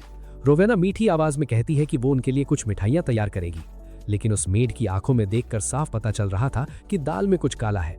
उसकी चालाक नजरें पक्का कोई गहरा राज छुपा रही थी। इधर कमरे में वापस वो लोग एरिक को वैम्पायर्स की सारी सिचुएशन समझाते हैं। अब राजा एरिक को पूरी तरह समझ आ चुका था कि वैम्पायर्स इतने एक्टिव क्यों हैं। लक उसे बताता है कि चाहे कुछ भी हो जाए, उन्हें हर हाल में सेरेफेल के खून को बचाना होगा, वरना श्राप दुनिया तबाह कर देगा। राजा एरिक पूरी तसल्ली देते हुए लक को भरोसा दिलाता है कि ये रॉयल पैलेस की मजबूत दीवारों के अंदर लुसीरा और वो चमत्कारी मुर्गा सेरेफेल हर हाल में सुरक्षित रहेंगे। ये सुनकर लुसीरा राहत की सांस लेते हुए राजा को शुक्रिया कहता है। मामला सेट होते ही लक मुस्कुराकर सिया से पूरे जोश में कहता है कि चलो अब हम पूरी तरह आजाद हैं और सीधा हाई लॉर्ड का काम तमाम करने निकल सकते हैं। इस जानलेवा एक्सपीडिशन को लेकर गॉरन अपना गिल्ड मास्टर वाला सीरियस चेहरा बनाता है। वो पूछता है कि हाई लॉर्ड को हराने के लिए उनका मास्टर प्लान क्या है। लक पूरे स्वैग और ओवर कॉन्फिडेंस के साथ छाती चौड़ी करके कहता है कि उसने एक खतरनाक प्लान सोच लिया है। वो और सिया मिलकर ढेर सारे बीस्टकिन हंटर्स इकट्ठा करेंगे और फिर बिना सोचे समझे सीधे दुश्मनों पर टूट पड़ेंगे। भाई का प्लान सुनकर एरिक और गॉरन का दिमाग सुन्न पड़ जाता है। वो तुरंत उसे टोकते हुए चिल्लाते हैं कि भाई ये कोई प्लान नहीं, ये सुसाइड मिशन है। मतलब लक के दिमाग में स्ट्रैटेजी नाम की चीज कभी डाउनलोड ही नहीं हुई। सबके टोकने के बावजूद लक आगे समझाता है कि वो और सिया मिलकर लॉर्ड्स का ध्यान भटकाएंगे और रास्ता साफ होते ही बीस्टकिन स्क्वाड को हाई लॉर्ड मारने भेज देंगे। गॉरन अपना सिर पीट लेता है कि तुमने असाइनमेंट्स बिल्कुल उल्टी कर दी हैं। लक का बेतों का लॉजिक था कि एक साथ कई लॉर्ड से भिड़ना हाई लॉर्ड से ज्यादा मुश्किल होगा। सिया बहुत ही शांति से समझाती है कि भले ही बीस्टकिन स्क्वाड लॉर्ड्स को ना मार पाए, पर वो उन्हें उलझा कर रख सकते हैं। पूरे ग्रुप में सिर्फ लक ही इकलौता है जिसके पास हाई लॉर्ड को खत्म करने की असली ताकत है। गॉरन चिंता जताता है कि इस तरीके से बहुत सारे बीस्टकिन अपनी जान गंवा बैठेंगे, लेकिन सिया का चेहरा सख्त हो जाता है। वो कहती है कि ये बलिदान मंजूर है, क्योंकि हाई लॉर्ड का वहां से बच निकलना 100 गुना ज्यादा खतरनाक होगा। जब बड़े लोग अपनी खौफनाक रणनीति सुलझा रहे थे, दूसरे कमरे में चेलिस का अलग ही स्ट्रगल चल रहा था। वो दोनों नन्ही राजकुमारियों और मुर्गे के साथ खेल रही थी। खेलकूद के बीच भी वो एक पल के लिए अपनी चौकसी यानी अलर्टनेस कम नहीं होने देती। उसे लक की बात याद थी और वो जानती थी कि उसे इस मुर्गे की जान बचानी है। लक ने कहा था कि उसे सेरेफल की हिफाजत के लिए एक आउटस्टैंडिंग एडवेंचरर चाहिए, लेकिन चेलिस जानती थी कि लक ने पक्का उसे बातों के जाल में फंसाया है, क्योंकि वो भरोसे के लायक नहीं है। वो महज एक एफ रैंक एडवेंचरर है। भले ही वो खुद को लक की अप्रेंटिस कहे, लेकिन उसे अपनी औकात पता थी। वो खौफनाक लड़ाई में लक के रास्ते की रुकावट ही बनती। जब राजकुमारियों ने देखा कि चेलिस खामोश हो गई है, तो वो करीब आती है। चेलिस झेंपते हुए पूछती है कि वो आगे क्या खेलेंगी, लेकिन दोनों बच्चियां खेलने की बजाय टेबल पर रखी मिठाइयों वाले बाउल की तरफ इशारा करती हैं। वो मासूमियत से पूछती हैं कि वो क्या है, क्योंकि उसमें से अजीब सी चमक आ रही थी। इससे पहले कि चेलिस हालात समझ पाती, उस बाउल के ठीक ऊपर एक रहस्यमयी मैजिक सर्कल बन जाता है। अगले ही पल कमरे में एक डरावनी डार्क धुंध फैलने लगती है।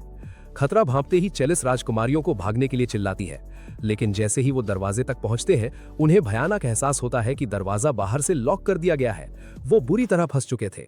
जब ये खौफनाक मंजर चल रहा था, इधर गॉरन अपनी मजबूरी जताते हुए लक से कहता है कि वो एडवेंचरर्स गिल्ड से फौज भेजना चाहता था, लेकिन वैम्पायर्स वैम्पायरिक चार्म इस्तेमाल करते हैं।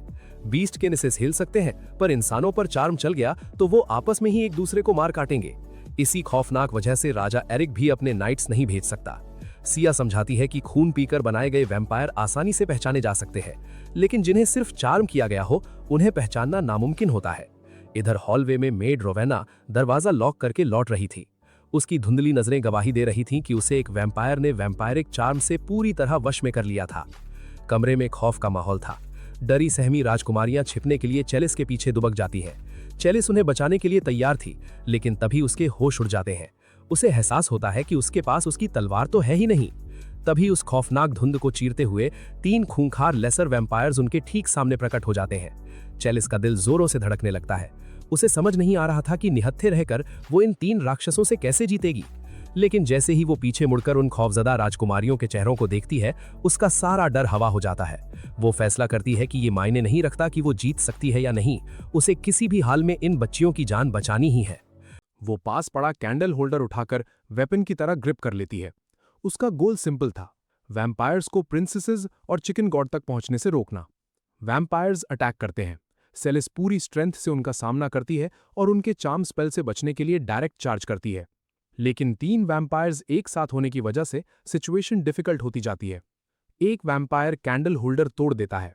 सेलिस ब्रोकन होल्डर का हिस्सा उनकी तरफ थ्रो करती है और प्रिंसेसेस के सामने खड़ी हो जाती है। तभी एक पावरफुल अटैक वैम्पायर्स को पीछे उड़ा देता है। वहां लॉक आ चुका होता है। वो अपनी अप्रेंटिस को इतनी देर तक फाइट होल्ड करने के लिए प्रेज करता है और कहता है कि अब फाइट वो हैंडल करेगा। कुछ देर पहले लॉक बाकी लोगों के साथ वैम्पायर्स और हाई लॉर्ड्स को डील करने का प्लान डिस्कस कर रहा था, तभी उसकी सेंसेस ने डेंजर डिटेक्ट किया और वो विंडो से जंप करके टाइम पर यहां पहुंच गया। 3 वैम्पायर हेंचमैन लॉक पर चार्म स्पेल यूज करते हैं, लेकिन लॉक कामली कहता है कि ये उस पर काम नहीं करेगा। वो मैजिक से तीनों को एक स्फीयर में ट्रैप करता है और स्फीयर को इम्प्लोड करके उन्हें डिफीट कर देता है। सेलिस ये देखकर शॉक्ड रह जाती है। अब उसे ग्रेट सेंट लॉक की एक्चुअल पावर का अंदाजा होता है। तभी एरिक डोर तोड़कर रूम में एंटर करता है और अपनी डॉटर्स को चेक करता है। गर्ल्स बताती हैं कि सेलिस ने उन्हें वैम्पायर से प्रोटेक्ट किया था। सेलिस अपनी कंट्रीब्यूशन को डाउनप्ले करती है, लेकिन लॉक कहता है कि उसके बिना विक्ट्री पॉसिबल नहीं होती। अचानक वैम्पायर पोर्टल दोबारा एक्टिवेट हो जाता है। और ज्यादा वैम्पायर्स आने से पहले लॉक ल्यूसीरा की इल्यूजन स्पेल यूज करता है। वो बाकी सबको हाइड करके खुद को हाई रैंकिंग वैम्पायर के रूप में डिस्गाइज कर लेता है। इनकमिंग वैम्पायर्स उसे लॉर्ड 8th समझकर नीज पर गिर जाते हैं। वो एक्सप्लेन करते हैं कि लॉर्ड 6th ने उन्हें मिसिंग वैम्पायर्स को इन्वेस्टिगेट करने भेजा है। लॉक समझ जाता है कि वैम्पायर हायरार्की में लोअर लॉर्ड नंबर का मतलब हायर रैंक है, यानी लॉर्ड 8th के डिस्गाइज में वो उनके बॉस से भी हायर रैंक का लग रहा था। लॉक पैलेस को टारगेट करने का रीजन पूछता है। वैम्पायर्स रिवील करते हैं कि उनका ऑब्जेक्टिव चिकन गॉड को किडनैप करना है। साथ ही पैलेस के अंदर ह्यूमन स्पाइज इन्फिल्ट्रेट करने की बात भी सामने आती है। इन्फॉर्मेशन मिलते ही लॉक उन वैम्पायर्स को एलिमिनेट कर देता है। अब सस्पिशन अरुण पर जाता है, क्योंकि वही सेलिस को रूम तक लेकर गई थी और उसके पास कंप्लीटेड स्पेल भी था। लॉक एरिक को अरुण को अरेस्ट करने के लिए कहता है, लेकिन सेलिस ऑलरेडी उसके पीछे भाग चुकी होती है। लॉक सिया को उसके बैकअप के लिए भेज देता है। एरिक प्रिंसेसेस को सेफ जगह ले जाने लगता है, जबकि गॉरन को चिकन गॉड की प्रोटेक्शन संभालने को कहा जाता है। गॉरन पूछता है कि लॉक क्या करेगा। लॉक कहता है कि वो लॉर्ड 6th को हैंडल करेगा। वो डायरेक्टली मैजिक पोर्टल से लॉर्ड 6th के पैलेस में पहुंच जाता है। अंदर लॉक कुछ वैम्पायर्स को डिफीट करता है, लेकिन लॉर्ड 6th उस पर अटैक करता है। उसका अटैक इतना केयरलेस होता है कि वो अपने ही हेंचमैन को हिट कर देता है। लॉक उसकी लीडरशिप का मजाक उड़ाता है और सॉर्ड के साथ चार्ज करता है। लॉर्ड सिक्स्थ भी ब्लेड निकालता है, लेकिन लॉक की सुपीरियर स्वॉर्ड्समैनशिप के सामने टिक नहीं पाता। एक प्रिसाइज स्ट्राइक के साथ लॉक उसे डिफीट कर देता है। लॉक पूछता है कि उसके वैम्पायर्स रॉयल पैलेस में कैसे घुसे, लेकिन लॉर्ड सिक्स्थ आंसर देने के बजाय लाफ करता है। लॉक उसके फेस पर फाइनल स्ट्राइक करता है। मरने से पहले लॉर्ड सिक्स्थ वार्निंग देता है कि उनका किंग लॉक के पीछे आएगा और उसकी लाइफ ज्यादा लंबी नहीं है। उसकी डेथ के बाद एक कर्स्ड मेडालियन ग्राउंड पर गिरता है। लॉक उसे स्वॉर्ड से पियर्स करता है और पावर एब्जॉर्ब कर लेता है। अचानक उसे काउंटलेस विक्टिम्स की स्क्रीम्स सुनाई देती हैं। वो लॉर्ड सिक्स्थ के टॉर्चर के शिकार लोगों की वॉइसेस होती हैं जो हेल्प और मर्सी के लिए पुकार रहे थे। लॉक उनकी लोकेशन तक पहुंचता है, लेकिन विक्टिम्स ऑलरेडी डेड होते हैं। वो क्वाइटली अपोलोजाइज करता है कि वो उन्हें पहले सेव नहीं कर सका। फ्रस्ट्रेशन में लॉक रिमेनिंग वैम्पायर्स को भी एलिमिनेट करता है और कासल से बाहर निकलता है। बाहर उसे नियर बाय विलेज नजर आता है। पूरा विलेज डिस्ट्रॉय हो चुका था और कोई भी जिंदा नहीं था। लॉक रियलाइज करता है कि वो यहां भी लेट पहुंचा है। कुछ देर बाद वो रॉयल पैलेस रिटर्न करता है, जहां एरिक, गॉरन और सोल्जर्स उसका वेट कर रहे होते हैं। लॉक बताता है कि वैम्पायर हाइडआउट कंप्लीटली क्लियर हो गया, लेकिन नियर बाय विलेज को सेव नहीं किया जा सका। गॉरन खुद को ब्लेम करता है और विक्टिम्स को प्रॉपर बरियल देने का प्रॉमिस करता है। मीनवाइल अरुण को कैप्चर कर लिया जाता है। सिया इंपॉर्टेंट न्यूज देती है, अरुण वैम्पायर नहीं बनी थी, वो सिर्फ वैम्पायर चार्म स्पेल के कंट्रोल में थी। इसका मतलब था कि उसे क्योर किया जा सकता था। सेलिस ये सुनकर रिलीव्ड होती है, क्योंकि चार्लेट और मैरी अपनी बेबी सिटर को सेफ देखना चाहती होंगी। एरिक डिसाइड करता है कि पैलेस अब चिकन गॉड के लिए सेफ नहीं है, क्योंकि वैम्पायर स्पाइज अभी भी अंदर हो सकते हैं। लॉक कहता है कि हाई लॉर्ड्स को वो अकेला हैंडल करेगा, लेकिन एरिक और गॉरन दोनों मना कर देते हैं। उनके अकॉर्डिंग हाई लॉर्ड्स को डिफीट करने का बेस्ट चांस तभी है जब पुरानी ट्रियो दोबारा एक टीम बने। लॉक उन्हें याद दिलाता है कि तीनों अब इंपॉर्टेंट लीडरशिप पोजीशंस पर हैं। एरिक कहता है कि उसका ब्रदर उसकी पोजीशन संभाल सकता है, और गॉरन भी मानता है कि उसकी रिस्पॉन्सिबिलिटी कोई और हैंडल कर लेगा। आखिर तीनों हाई लॉर्ड्स के खिलाफ साथ लड़ने का डिसीजन लेते हैं। सिया उन्हें देखकर अमेज रह जाती है। लेजेंडरी ट्रियो एक बार फिर रीयूनाइट हो चुका था। तभी सेलिस भी साथ चलने की रिक्वेस्ट करती है। गॉरन ब्लंटली कहता है कि वो सिर्फ उनके रास्ते में प्रॉब्लम बनेगी। लॉक को पूरा कॉन्फिडेंस होता है कि सेलिस यूजफुल साबित हो सकती है। वो गोरन को सजेस्ट करता है कि सेलिस को अपनी एक स्वॉर्ड दे, क्योंकि दोनों का फाइटिंग स्टाइल सिमिलर है। जब तक वो हाई लॉर्ड्स के अगेंस्ट जाएंगे, सेलिस प्रिंसेसेस को पैलेस में प्रोटेक्ट कर सकती है। एरिक भी आइडिया सपोर्ट करता है। पैलेस में अभी भी वैम्पायर स्पाइज हो सकते थे, इसलिए सेलिस का वहीं रहना जरूरी था। तभी कुछ low level vampires chicken God को स्टील करने के इंटेंशन से लुसीरा के पास पहुंचते हैं। सेलिस को लॉक की ट्रेनिंग याद आती है। वैम्पायर्स को चार्म स्पेल यूज करने का चांस देने से पहले अटैक करना है। वैम्पायर्स लुसीरा और चिकन गॉड की तरफ बढ़ते हैं, लेकिन लुसीरा उन्हें ईजिली बर्न करके खत्म कर देता है। तब रिवील होता है कि चिकन गॉड एक्चुअली लुसीरा के पास था ही नहीं। मीनवाइल लॉक, चिकन गॉड और बाकी टीम हाई लॉर्ड के बेस की तरफ पहुंचते हैं। एरिक ये देखकर इरिटेट होता है कि वैम्पायर्स का बेस रॉयल पैलेस के इतने क्लोज बना हुआ है। तभी एक फरी लुकिंग ह्यूमन उनसे मिलता है। सिया बताती है कि वो बीस्ट किन ट्राइब्स के चीफ्स में से एक हैं। टीम डिसाइड करती है कि बीस्ट किन्स वैम्पायर्स को डिस्ट्रैक्ट करेंगे, जबकि लॉक और बाकी लोग हाई लॉर्ड को हंट करेंगे। सनसेट भी अप्रोच कर रहा था, जो वैम्पायर्स के लिए डिसएडवांटेज था। बीस्ट किन चीफ सिया से कहता है कि ये अपने फादर को ऑनर करने का चांस है। सिया प्रॉमिस करती है कि वो अपनी ट्राइब को डिसअपॉइंट नहीं करेगी। मिशन से पहले लॉक सिया को लॉर्ड सिक्स्थ की स्वॉर्ड देता है और बताता है कि ये उसकी स्ट्रेंथ बढ़ा सकती है। सिया गिफ्ट एक्सेप्ट करके उसे थैंक करती है। सनसेट होते ही टीम वैम्पायर बेस पहुंचती है। बेस इल्यूजन स्पेल्स के पीछे हिडन होता है, लेकिन लॉक मैजिक से एंट्रेंस रिवील कर देता है। अंदर एंटर होते ही फाइट शुरू हो जाती है। गॉरन फ्लेम स्वॉर्ड से वैम्पायर्स को बर्न करता हुआ आगे बढ़ता है और सिया लेजेंडरी वैनगार्ड को एक्शन में देखकर इंप्रेस्ड होती है। लेकिन हाई लॉर्ड के चेंबर के पास पहुंचते ही 30 वैम्पायर लॉर्ड्स उनका एग्जिट ब्लॉक कर देते हैं। लॉक फाइट के लिए आगे बढ़ता है, लेकिन एरिक और गोरन उसे रोक देते हैं। दोनों कहते हैं कि लॉक हाई लॉर्ड के पास जाए और उन्हें यहां हैंडल करने दे। लॉक हेजिटेट करता है, लेकिन एरिक और गोरन रिमाइंड करते हैं कि 10 साल पहले लॉक ने उनके लिए बहुत कुछ किया था। अब उनके पास उस फेवर का रीपेमेंट करने का चांस था। लॉक और सिया आगे बढ़ जाते हैं। हाई लॉर्ड के चेंबर में पहुंचते ही सिया उसकी टेरिफाइंग ऑरा फील कर लेती है। उसके पीछे एक केज भी होता है, लेकिन अंदर क्या है क्लियरली नजर नहीं आता। हाई लॉर्ड सडनली लॉक पर अटैक करता है, लेकिन लॉक उसका अटैक ब्लॉक कर लेता है। हाई लॉर्ड उसकी रिफ्लेक्सेस की तारीफ करता है और चार्म स्पेल यूज करता है। लॉक कामली बताता है कि चार्म उस पर काम नहीं करेगा। लॉक काउंटर अटैक करता है। हाई लॉर्ड डिफेंस स्पेल से स्वॉर्ड रोकता है, लेकिन स्पेल क्रैक हो जाता है और लॉक का अटैक उसे कट कर देता है। सिया भी अटैक करती है, लेकिन हाई लॉर्ड उसे ईजिली डॉज कर देता है। इसी डिस्ट्रैक्शन का फायदा उठाकर लॉक उसका लेफ्ट हैंड कट कर देता है, लेकिन अगले ही मोमेंट हाई लॉर्ड अपना सेवर्ड हैंड रीजनरेट कर लेता है। लॉक समझ जाता है कि ये नॉर्मल वैम्पायर नहीं है। उधर एरिक और गोरन लो लेवल वैम्पायर्स को हैंडल कर रहे होते हैं। तभी एक powerful female vampire shadow clones create करके एरिक को सराउंड कर लेती है। एक क्लोन उसकी नेक पर बाइट करने की कोशिश करता है। फीमेल वैम्पायर एक्साइटेड होकर कहती है कि वो एरिक को अपना वैम्पायर स्लेव बनाना चाहती है। एरिक क्लोन्स को स्लाइस कर देता है और कहता है कि उसकी लाइफ में सिर्फ एक वुमन है, उसकी वाइफ। फिर वो रिवील करता है कि हीरो का ब्लड वैम्पायर बाइट के अगेंस्ट हाईली रेजिस्टेंट होता है। एरिक फीमेल वैम्पायर को भी फिनिश कर देता है। उधर हाई लॉर्ड के अगेंस्ट फाइट कंटिन्यू होती है। लॉक नोटिस करता है कि हैंड रीजनरेट करने के बाद हाई लॉर्ड की मूवमेंट स्लो हो गई है। वो सिया के साथ कोऑर्डिनेट करता है, दोनों अटैक्स कंबाइन करते हैं और लॉक को ओपनिंग मिल जाती है। लॉक ड्रेन टच यूज करता है और इमीडिएटली हाई लॉर्ड को स्वॉर्ड से 2 पार्ट्स में कट कर देता है। हाई लॉर्ड एस्केप करना चाहता है, लेकिन सेराफिल अपनी पावर से उसका एस्केप ब्लॉक कर देता है। इससे सेराफिल की लोकेशन रिवील हो जाती है। हाई लॉर्ड अपना मेडालियन टीथ से पकड़कर बाइट कर देता है। अचानक पूरे चेंबर में ट्रिमेंडस प्रेशर स्प्रेड हो जाता है। सबकी बॉडीज ग्राउंड की तरफ प्रेस होने लगती है।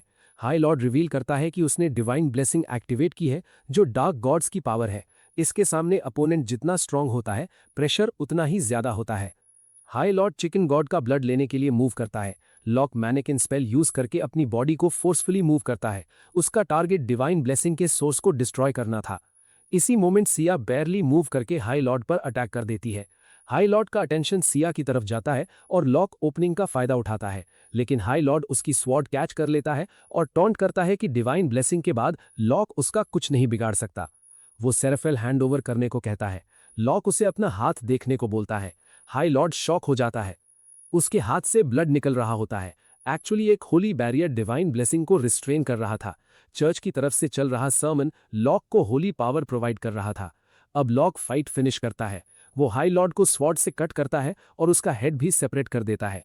हाई लॉर्ड फिर एस्केप करने की कोशिश करता है, लेकिन सेराफिल फाइनल अटैक करके उसे कंप्लीटली फिनिश कर देता है। फाइट के बाद लॉक और सिया एक दूसरे को टीम वर्क के लिए थैंक करते हैं। फिर दोनों उस केज के पास पहुंचते हैं। अंदर एक वुल्फ पप होता है।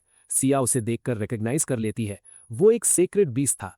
सिया एक्सप्लेन करती है कि सेक्रेड वुल्व्स और बीस्ट किन की एंसेस्ट्री कनेक्टेड है, इसलिए दोनों स्पीशीज एक दूसरे को रिस्पेक्ट करती है।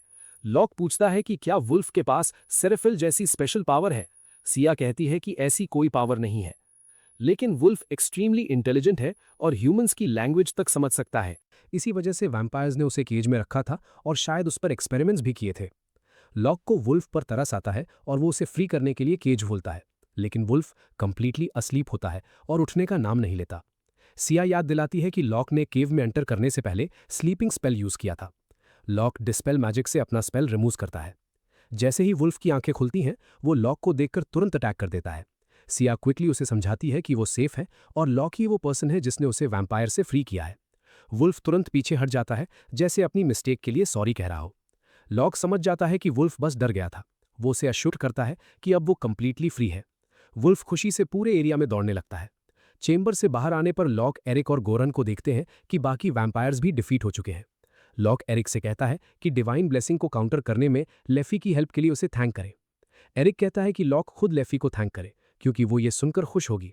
लॉक पूछता है कि क्या एरिक ने उसे हेल्प करने का ऑर्डर दिया था। एरिक बताता है कि नहीं, लेफी ने खुद हेल्प की थी, आखिर वो उसकी वाइफ है। टीम रूइन से बाहर आती है और उन्हें बीस्टकिन्स मिलते हैं, जो लो लेवल वैम्पायर्स के अगेंस्ट टफ बैटल लड़कर अब विक्ट्री सेलिब्रेट कर रहे होते हैं। लॉक और बाकी लोगों को देखकर बीस्टकिन्स चेयर करते हैं।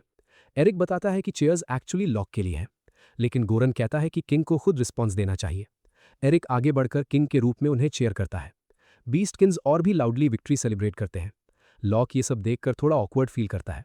10 साल तक अकेला फाइट करने के बाद उसके लिए किसी टीम के साथ विक्ट्री सेलिब्रेट करना अभी भी अनयूजुअल था। वापस किंगडम जाते वक्त वुल्फ भी सीक्रेटली उनके पीछे फॉलो करता रहता है। गोरन लॉक को बताता है कि वुल्फ उनका पीछा कर रहा है। लॉक वुल्फ के पास जाकर कहता है कि अब वो फ्री है और जहां चाहे जा सकता है। सिया बताती है कि शायद वुल्फ खुद लॉक के साथ रहना चाहता है। बाकी लोग भी लॉक को वुल्फ को एक्सेप्ट करने के लिए एनकरेज करते हैं। उनके अकॉर्डिंग वुल्फ की तरह लॉक का भी कोई प्रॉपर फैमिली नहीं था। फाइनली लॉक वुल्फ के पास जाता है, उसे जेंटली करेस करता है और एक्सेप्ट कर लेता है। अब वुल्फ भी उसकी फैमिली का मेंबर बन चुका था। थोड़ी देर बाद सब टाउन रिटर्न करते हैं। एरिक की डॉटर्स उनका वेलकम करती हैं और बताती हैं कि सेलिस और लुचेरा ने पैलेस में उनकी प्रोटेक्शन प्रॉपरली हैंडल की। तब उनकी नज़र सेलिस के नीचे पड़े वैम्पायर जेम्स पर पड़ती है। सेलिस ने अराउंड 20 वैम्पायर्स डिफीट किए थे। लॉक और भी सरप्राइज होता है जब उसे आर्च वैम्पायर्स के जेम्स भी दिखते हैं। वो सेलिस की प्रेस करता है और कहता है कि ये प्रूफ करता है कि वो ट्रूली गोरन की डॉटर है। गोरन आउटवर्डली काम रहने की कोशिश करता है, लेकिन सीक्रेटली अपनी डॉटर पर एक्सट्रीमली प्राउड होता है। किंगडम में इतने वैम्पायर्स इन्फिल्ट्रेट कर पाए, ये देखकर एरिक डिसाइड करता है कि रॉयल डिफेंसेस स्ट्रेंथन करने होंगे। इसी से लॉक को एक आइडिया आता है। वो सजेस्ट करता है कि बीस्टकिन्स को रॉयल गार्ड आर्मी में रिक्रूट किया जाना चाहिए। बीस्टकिन्स वैम्पायर्स के हिप्नोसिस और चार्म इफेक्ट से इम्यून होते हैं, इसीलिए वो वैम्पायर अटैक्स के अगेंस्ट वैल्यूएबल डिफेंस बन सकते थे। एरिक आइडिया को इमीडिएटली सपोर्ट करता है और रिक्रूटमेंट स्टार्ट करने का डिसीजन लेता है। CIA सुनकर प्राउड फील करती है कि उसके फेलो बीस्टकिन्स को रॉयल गार्ड का पार्ट बनने का चांस मिलेगा। उसके बाद एरिक रिवॉर्ड्स की बात करता है। वो लॉक से पूछता है कि रिवॉर्ड में उसे क्या चाहिए। लॉक कुछ देर सोचता है। आखिर वो एक सिंपल रिक्वेस्ट करता है। उसे रहने के लिए एक घर चाहिए। अब उसके साथ वुल्फ, चिकन गॉड और लुचेरा भी थे, इसलिए वो चाहता था कि सबके लिए एक प्रॉपर होम हो। मीनवाइल सिटी के एक दूसरे कॉर्नर में एक red head little girl streets पर सर्वाइव करने की कोशिश कर रही होती है। कुछ स्कैरी लुकिंग लोग उसका चेज करते हैं। वो किसी तरह उनसे बचकर एक बेसमेंट में हाइड हो जाती है। कुछ टाइम बाद लॉक को उसका न्यू हाउस मिल जाता है। हाउस देखकर लॉक सरप्राइज्ड होता है। उसके अकॉर्डिंग ये अननेसेसरीली बड़ा था, स्पेशली जबकि वो खुद रॉयल फैमिली का मेंबर होते हुए भी सिंपल लाइफ प्रेफर करता था। सब घर के अंदर जाकर रूम्स और चोर्स डिवाइड करना स्टार्ट कर देते हैं। लुचेरा और चिकन गॉड अपना रूम चूज कर लेते हैं, जिसे लॉक अप्रूव करता है। लेकिन सेलिस भी एक रूम चूज कर लेती है। वो इंसिस्ट करती है कि वो यहीं स्टे करेगी। लॉक इमीडिएटली रिफ्यूज करता है और रिमाइंड करता है कि सेलिस का अपना घर ऑलरेडी है। फिर गोरन लॉक को हाउस का लुकआउट टावर दिखाता है। लॉक को टावर पसंद आ जाता है और वो डिसाइड करता है कि ये उसका और वुल्फ का रूम होगा। रात को लॉक को लुचेरा जगाता है। लुचेरा बताता है कि बेसमेंट से एक एक्सट्रीमली क्रीपी साउंड आ रही है। लॉक, लुचेरा और चिकन गॉड के साथ बेसमेंट चेक करने निकलते हैं। आवाज एक लॉक डोर के पीछे से आ रही होती है। तीनों केयरफुली सुनते हैं। अंदर से एक वॉइस बार बार कह रही होती है, दर्द हो रहा है। सब कॉशियस हो जाते हैं। लुचेरा वंडर करता है कि कहीं अंदर कोई अनडेड तो नहीं। लॉक उसे केयरफुल रहने को कहता है और डोर ओपन करता है। अंदर कंप्लीट डार्कनेस होती है। लुचेरा लाइट मैजिक एक्टिवेट करता है। पहली ग्लिम्स में सीन इतना टेरिफाइंग होता है कि लुचेरा स्क्रीन कर देता है। लॉक उसे दोबारा लाइट यूज करने को कहता है। इस बार रूम प्रॉपर्ली विजिबल होता है और सामने कोई मॉन्स्टर नहीं होता। एक रेड हेड गर्ल रोप से उल्टा लटकी हुई होती है, उसके पैर रोप में फंसे होते हैं। वो पैनिक में नीचे उतरने के लिए हेल्प मांग रही होती है। लॉक तुरंत उसे रेस्क्यू करता है, लेकिन लुचेरा उसके कपड़े देखकर अज्यूम करता है कि वो बर्गलर है और उसे अथॉरिटीज को हैंडओवर करने की बात करता है। लॉक मना कर देता है। वो कहता है कि पहले उसकी स्टोरी सुननी चाहिए। गर्ल काम होने के बाद अपना नाम मिल्का बताती है। वो एक्सप्लेन करती है कि उसे लगा था ये हाउस अबैंडन है, इसीलिए वो यहाँ सिर्फ सोने के लिए आई थी। लॉक मिल्का से पूछता है कि क्या उसके पास रहने की कोई जगह नहीं है। मिल्का बताती है कि वो बचपन से ऑर्फन है। उसकी केयर उसके ग्रैंडफादर करते थे, लेकिन रिसेंटली उनकी भी डेथ हो गई। उन पर डेट्स थे, जिसकी वजह से उनका घर चला गया और मिल्का कंप्लीटली होमलेस हो गई। लॉक पूछता है कि क्या वो डेट कलेक्टर से बचकर भाग रही थी, क्योंकि उसे लगता था कि वो डेट चुकाने के लिए उसे स्लेव बना देंगे। लुसीरा बताता है कि स्लेवरी को किंग ने एक डेकेड पहले ही अबॉलिश कर दिया था। ये सुनकर लॉक रिलीव्ड होता है और एरिक को अच्छा किंग मानता है। फिर लॉक पूछता है कि मिल्का मैंशन के बेसमेंट में आई कैसे। मिल्का बताती है कि वो सूअर्स के थ्रू अंदर आई थी, जो मैंशन से कनेक्टेड थे। लॉक रियलाइज करता है कि उसने मैंशन में शिफ्ट होते वक्त हिडन पैसेजेस और ट्रैप्स प्रॉपर्ली चेक ही नहीं किए। वो पैसेज वे इन्वेस्टिगेट करने का डिसीजन लेता है और लुसीरा और लॉक मिल्का के साथ चले जाते हैं। सुअर के अंदर मिल्का उन्हें वो होल दिखाती है जिससे वो मैंशन में एंटर हुई थी। होल देखकर लॉक को लगता है कि पैसेज का एक पार्ट कोलैप्स हो गया है। वो डिसाइड करता है कि होल बाद में सील करेंगे और पहले पैसेज के एंड तक जाएंगे। मिल्का रिक्वेस्ट करती है कि वो फिलहाल इसी सुए में रह सकती है ताकि डेट कलेक्टर से सेफ रहे, लेकिन लॉक कहता है कि पहले ये पता करना जरूरी है कि पैसेज कहाँ लीड करता है। मिल्का सजेस्ट करती है कि वो सबसे आगे चलेगी। अगर कोई ट्रैप हुआ तो पहले उस पर एक्टिवेट होगा और लॉक और लुसीरा बच सकेंगे। लॉक उसके हेड पर हाथ रखकर कहता है कि वो मिल्का को ऐसी रिस्पॉन्सिबिलिटी नहीं देगा। वो रिमाइंड करता है कि वो वेटरन एडवेंचरर है और ऑर्डिनरी ट्रैप्स उससे नहीं पकड़ सकते। थोड़ी देर बाद पैसेज एक मिस्टीरियस डोर पर खत्म होता है। लॉक और लुसीरा दोनों उस डोर से पावरफुल मैजिक सेंस करते हैं। लॉक ट्रेस मैजिक से प्रोटेक्टिव स्पेल्स आइडेंटिफाई करता है, एनालाइज मैजिक से उन्हें समझता है और फिर डिस्पेल यूज करके डोर अनलॉक कर देता है। अंदर एक लग्जूरियस रॉयल रूम होता है। तभी फुटस्टेप सुनाई देते हैं, इसलिए तीनों हाइड हो जाते हैं। डोर ओपन होता है और सामने एरिक होता है। लॉक सरप्राइज होता है कि secret passage directly royal palace तक कनेक्टेड है। सब बाहर आते हैं और लॉक पूरी स्टोरी एक्सप्लेन करता है। एरिक पैसेज का सीक्रेट रिवील करता है। उसके ग्रैंडफादर ओल्ड किंग का एक विडोड बैरनेस के साथ अफेयर था। इसी वजह से उसने उसके लिए मैंशन और सीक्रेट पैसेज बनवाया था, ताकि वो सीक्रेटली उसके घर जा सके और क्वीन को पता ना चले। लॉक पूछता है कि फिर मैंशन एम्प्टी क्यों था। एरिक बताता है कि बैरनेस का सिर्फ एक ही हेयर था, जिसे बाद में एरिक के अंकल ने अडॉप्ट कर लिया। एरिक को सीक्रेट पैसेज से प्रॉब्लम नहीं थी, बल्कि उसे यूजफुल एस्केप रूट माना जा सकता था। प्रॉब्लम सुअर था। लॉक प्रॉमिस करता है कि वो मैजिक से सुअर कनेक्शन सील कर देगा। काम कंप्लीट होने के बाद सब वापस जाने लगते हैं, लेकिन मिल्का एग्जॉशन की वजह से वहीं फ्लोर पर सो जाती है। लॉक उसे उठा लेता है। लुसीरा रिक्वेस्ट करता है कि मिल्का को मैंशन में परमानेंटली रहने दिया जाए। वो बताता है कि मिल्का जो फ्रूट खा रही थी वो भी एडिबल नहीं था और उसके पास कुछ भी नहीं है। लॉक कहता है कि मिल्का को मैंशन में रखना उसका प्लान वैसे भी था। नेक्स्ट मॉर्निंग मिल्का एक प्रॉपर रूम में वेकअप करती है। बाहर निकलते ही उसका स्टमक ग्राउल करता है। तभी पीछे से एक और ग्राउल सुनाई देता है। मिल्का टर्न करती है और गार्ब को देखती है। वुल्फ तुरंत उसकी तरफ चार्ज करता है और मिल्का स्क्रीम कर देती है। उसकी स्क्रीम से लॉक वेकअप हो जाता है। लॉक गार्ब की प्रेस करता है कि वो हाउस की सिक्योरिटी कर रहा है, लेकिन उसे रिमाइंड करता है कि मिल्का अब गेस्ट नहीं, फैमिली का पार्ट है। नॉइज सुनकर बाकी सब भी बाहर आ जाते हैं। लॉक सबको इंट्रोड्यूस करता है और अनाउंस करता है कि मिल्का अब उनकी न्यू हाउसमेट है। मिल्का ये सुनकर एक्सट्रीमली हैप्पी हो जाती है। सब अपना इंट्रोडक्शन देते हैं। लॉक मिल्का को क्लीनिंग ड्यूटीज असाइन करता है और लुसीरा उसे गाइड करने के लिए रेडी हो जाता है। ब्रेकफास्ट के वक्त मिल्का सामने रखी ऑलमोस्ट हर डिश हैप्पीली खा लेती है। गॉरड ये देखकर सरप्राइज होता है कि लॉक ने इतनी जल्दी एक और फैमिली मेंबर ऐड कर लिया। ब्रेकफास्ट में सीक्रेट पैसेज की बात होती है। लॉक बताता है कि वो पैसेज को इमरजेंसी एस्केप रूट की तरह यूज करेगा, ताकि अटैक होने पर मैंशन और रॉयल पैलेस के बीच सेफली मूव किया जा सके। मीनवाइल मिल्का हैप्पीली खा रही होती है और सेलेस उसे और फूड ऑफर करती रहती है।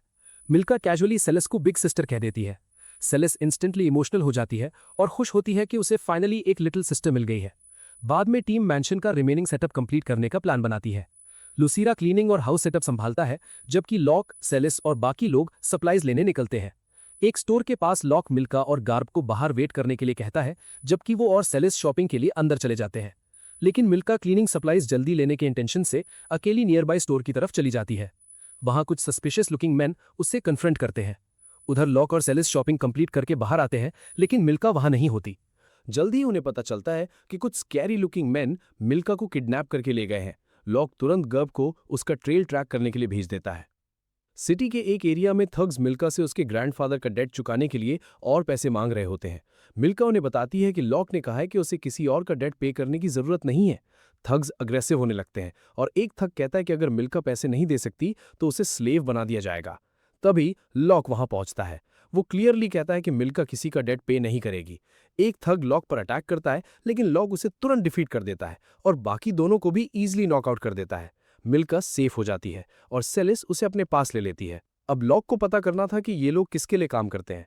अपनी स्किल से वो खुद को उनके बॉस के अपीयरेंस में ट्रांसफॉर्म करता है और बचे हुए थग से इंटेरोगेशन करता है। थग फाइनली कन्फेस करता है कि वो कैनवीटो नाम के आदमी के लिए काम करता है, जो एक स्लेव ट्रेडिंग ग्रुप चलाता है। कैनवीटो का प्लान मिल्का को स्लेव बनाने का था। इन्फॉर्मेशन मिलने के बाद लॉक थग को नॉकआउट करता है और सभी गूंस को अथॉरिटीज के पास ले जाता है। लॉक जब कैनवीटो के बारे में पूछता है, अथॉरिटी बताती है कि वो एक पावरफुल स्लेव ट्रेडर है जिसके रॉयल कनेक्शंस है। इसी वजह से अथॉरिटीज के लिए उसे अरेस्ट करना डिफिकल्ट है। मीनवाइल कैनवीटो को अपने मैन की फेलियर की न्यूज मिल जाती है। वो रिमेनिंग स्लेव्स को किसी सेफर लोकेशन पर शिफ्ट करने का ऑर्डर देता है और सिक्योरिटी के लिए कुछ एक्स एडवेंचरर्स को हायर करता है। रात में स्लेव्स को मूव किया जा रहा होता है जब लॉक कैनवीटो के सामने पहुंच जाता है। वो अपना इंट्रोडक्शन एक एफ रैंक एडवेंचरर के रूप में देता है। कैनवीटो अपने गूंस को लॉक पर अटैक करने भेजता है, लेकिन लॉक उन्हें बिना किसी डिफिकल्टी के डिफीट कर देता है। तब कैनवीटो के हायर्ड हेंचमैन आगे आते हैं और रिवील करते हैं कि वो बी रैंक एडवेंचरर्स हैं। लेकिन लॉक के फाइट करने से पहले ही सेलिस और सिया आगे आ जाती हैं। दोनों डिसाइड करते हैं कि बी रैंक एडवेंचरर्स को वो हैंडल करेंगी। मर्सनरीज हंसकर कहते हैं कि अब एफ रैंक एडवेंचरर्स के भी स्टूडेंट्स होने लगे हैं। वो लड़कियों को भी अंडर एस्टिमेट करते हैं। एक आंख वाला मर्सनरी चेलीज पर स्वॉर्ड से फेंट करता है और फिर साइड से अटैक करता है, लेकिन चेलीज उसका अटैक परफेक्टली ब्लॉक कर देती है। अगले ही मोमेंट वो काउंटर अटैक करके उसे पीछे ढकेलने लगती है। हर स्ट्राइक के साथ मर्सनरी के आर्म्स नम होने लगते हैं। वो हैरान होकर पूछता है कि क्या चलीज सच में एफ रैंक है। चलीज उल्टा पूछती है कि क्या वो सच में बी रैंक है, क्योंकि वो उन लेसर वैम्पायर से भी वीक है जिनसे उसने पहले फाइट की थी। मीनवाइल जा सिर्फ अपने ओपोनेंट के अटैक्स डॉज कर रही होती है। सामुराई जैसा दिखने वाला मर्सनरी इरिटेट होकर उसे फाइट बैक करने के लिए कहता है। जा फाइनली उसकी बात मान लेती है और पावरफुल अटैक्स की बारिश कर देती है। मर्सनरी उसकी स्पीड और स्ट्रेंथ के सामने टिक नहीं पाता। गैविनो गुस्से में चिल्लाता है कि दोनों मर्सनरीज लड़कियों के अगेंस्ट इतना स्ट्रगल क्यों कर रहे हैं। जा उसके ओपोनेंट की लेग स्लैश करके उसे किक से ग्राउंड पर गिरा देती है। वो स्वॉर्ड उसके सामने रखकर अपना इंट्रोडक्शन देती है। वो एक बीस्ट मैन वॉरियर और वैम्पायर हंटर है। मर्सनरी शॉक हो जाता है और कहता है कि उसने अपनी रैंक के बारे में झूठ बोला है। जा कहती है कि उसने कब कहा था कि वो एफ रैंक है। चलीज ही एफ रैंक है क्योंकि उसने अभी एडवेंचरर करियर स्टार्ट किया है।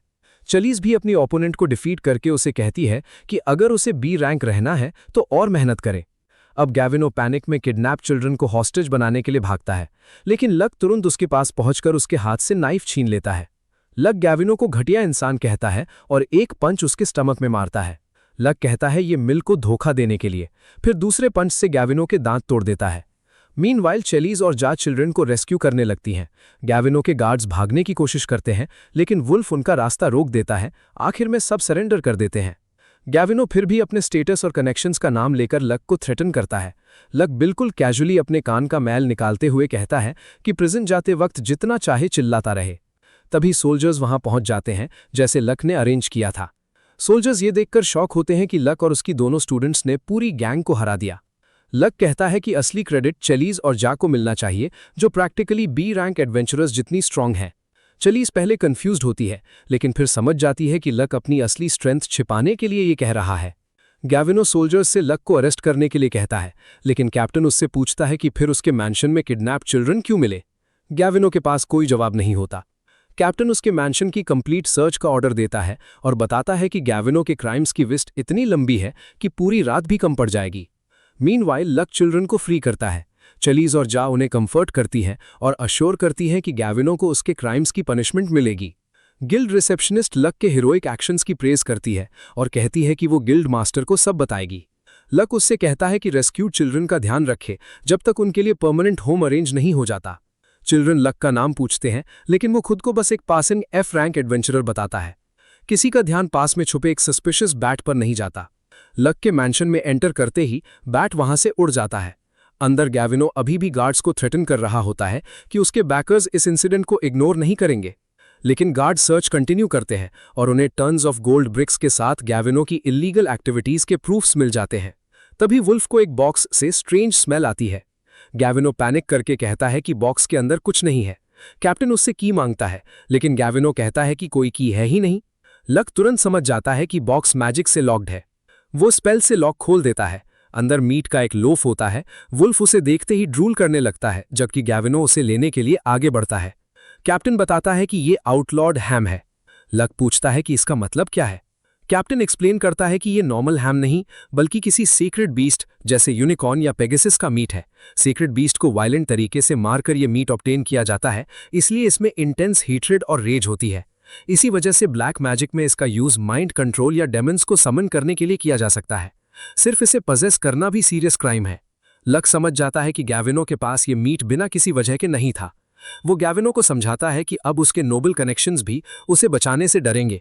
अगर उन्होंने उसकी हेल्प की तो वो खुद भी ट्रबल में आ सकते हैं। गैविनो फाइनली रियलाइज करता है कि अब कोई पावरफुल बैकर उसके लिए रिस्क नहीं लेगा। अब उसे अपनी बाकी जिंदगी प्रिजन में बितानी पड़ेगी। केस खत्म होने के बाद लक वुल्फ की तारीफ करता है, लेकिन जैसे ही गार्ड कैप्टन आउटलॉर्ड हैम को कस्टडी में लेने की बात करता है, वुल्फ का मूड खराब हो जाता है। उसने इतनी मेहनत फॉरबिडन मीट के लिए की थी। गार्ड्स गवीनो और उसके मैन को लेकर चले जाते हैं। लक को लगता है कि गवीनो के पास आउटलॉर्ड हैम बिना किसी रीजन के नहीं था। जरूर कोई पावरफुल पर्सन बैकग्राउंड में उसकी हेल्प कर रहा है, लेकिन अभी लक के पास इसका प्रूफ नहीं है। मीनवाइल लक को स्पाई करने वाला बैट अपने मास्टर के पास लौट जाता है। उसका मास्टर एक वैम्पायर लॉर्ड होता है। वो बैट को एब्जॉर्ब करके उसकी मेमोरीज देख लेता है और लक एक एफ रैंक एडवेंचरर में इंटरेस्ट लेने लगता है। मीनवाइल लक और उसके फ्रेंड्स घर लौटते हैं, जहां लूची उनका वेट करते करते परेशान हो चुकी होती है। लक बताता है कि सप्लाईज लेने निकले थे, लेकिन बीच में इतने साइड क्वेस्ट्स आ गए कि उन्हें एक शेडी मनी लेंडर की पूरी गैंग पकड़नी पड़ी। लूची नोटिस करती है कि चलीज उनके साथ नहीं है। तभी चलीज हैंडबैग लेकर वापस आ जाती है। वो बताती है कि उसे अपने रूम की क्लीनिंग करके बाथ लेना है। मिल क्लीनिंग करने की बात करती है, लेकिन चलीज इंसिस्ट करती है कि दोनों मिलकर करेंगी। मिल फाइनली मान जाती है। मीनवाइल लक लूची और जा को लेकर अंडरग्राउंड टनल रिपेयर करने चला जाता है। वो पुरानी रिपेयर स्पेल रिमूव करके वॉल को दोबारा प्रॉपरली रीबिल्ड करता है। उसके बाद वो पैलेस के सीक्रेट एंट्रेंस की तरफ जाता है। जा को सिर्फ एक नॉर्मल वॉल दिखाई देती है, लेकिन लक कहता है कि अगर उसे एंट्रेंस नजर नहीं आ रहा, इसका मतलब सिक्योरिटी परफेक्ट है। लक स्पेल्स डिस्पेल करने वाला होता है, तभी एक फिस्ट वॉल तोड़कर बाहर आ जाती है और लक को ऑलमोस्ट हिट कर देती है। ये लेफी होती है, जो दूसरी साइड से आवाज सुनकर वॉल पंच करके अंदर आई थी। लक उसे देखकर रिकग्नाइज करता है। लूची को बताता है कि लेफी उनकी पार्टी की हीलर थी और अब एरिक की वाइफ है। लेफी एक्चुअली क्वीन है। ये सुनकर लूची और जा तुरंत नील डाउन कर देते हैं। लेफी इरिटेट होकर कहती है कि इसी वजह से उसे क्वीन कहना पसंद नहीं, क्योंकि सब ओवरली फॉर्मल हो जाते हैं। लक मजाक करता है कि कौन सी क्वीन नॉक करने के बजाय वॉल तोड़कर अंदर आती है। लेफी कहती है कि वॉल तोड़ना नॉक करने से फास्टर है। वो बताती है कि एरिक ने उसे इस रूम में ना आने को कहा था, जो सस्पिशियस लगा, इसलिए वो पूरा दिन यहीं वेट कर रही थी। तभी एरिक भी आ जाता है। लेफी सीक्रेट पैसेज एक्सप्लेन करने लगता है, लेकिन लक सिचुएशन संभालते हुए बताता है कि उसने आइडेंटिटी चेंज करके एफ फ्रैंक एडवेंचरर का नाम यूज करके एरिक के ग्रैंडफादर के साइड किक का हाउस खरीदा। लक वॉल रिपेयर करके उस पर एक मिथ्रिल्स शील्ड इंस्टॉल करता है। बाहर से ये डेकोरेशन लगेगा, लेकिन एक्चुअली ये सीक्रेट पैसेज का मैकेनिज्म होगा। एरिक और उसके फैमिली मेंबर्स को पैसेज यूज करने की परमिशन दी जाती है। लक उनकी मैजिक सिग्नेचर्स शील्ड में रजिस्टर करता है। सीक्रेट डोर खुलते ही लक को एक और सरप्राइज मिलता है। गोरान वहां खड़ा होता है। वो बताता है कि चेलीज ने उसे कहा था कि लक सीक्रेट पैसेज में है, इसलिए वो भी यहां आ गया। लक उसे भी पैसेज के लिए रजिस्टर कर देता है। तभी लेफी याद करती है कि उनकी पार्टी को साथ आए 10 साल हो गए हैं। सब पुराने एडवेंचरिंग डेज याद करते हैं। गोरान लक को गवीनो को अरेस्ट करवाने के लिए थैंक यू करता है। लेफी समझ जाती है कि अब सीरियस डिस्कशन होने वाली है, इसलिए वो टी बनाकर अपनी डॉटर्स को लेकर चली जाती है। जाने से पहले वो लीवाई को वेलकम बैक करती है। लीवाई उसे थैंक यू करता है क्योंकि वैम्पायर हाई लॉर्ड के अगेंस्ट फाइट में लेफी ने डिवाइन बैरियर से उसकी जान बचाई थी। अब लक एरिक को गवीनो और आउटलॉर्ड हैम के बारे में बताता है।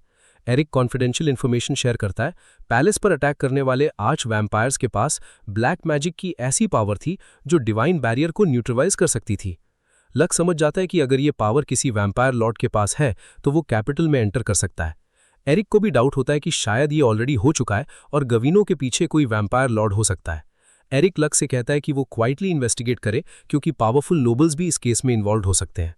बाद में लक और उसके फ्रेंड्स घर वापस आते हैं। वहां मिल एक ब्यूटीफुल ड्रेस पहने होती है। लक पहले उसे पहचान ही नहीं पाता। चेलीज बताती है कि उसके चाइल्डहुड क्लोथ्स मिल को परफेक्टली फिट आ गए हैं। मिल नर्वस होती है, लेकिन लक और बाकी सब उसे बताते हैं कि वो ड्रेस में बहुत क्यूट लग रही है। मिल ये सुनकर शाय और फ्लस्टर्ड हो जाती है, क्योंकि पहली बार किसी ने उसे ऐसा कॉम्प्लीमेंट दिया था। और यहीं पर वीडियो एंड होता है। बस दोस्तों, आज की स्टोरी यहीं तक थी। अगर आपको ये वीडियो पसंद आई हो तो लाइक और सब्सक्राइब जरूर कर देना, और तब तक स्क्रीन पर चल रही दूसरी फैंटेसी स्टोरी भी देख सकते हो। मिलते हैं नेक्स्ट वीडियो में।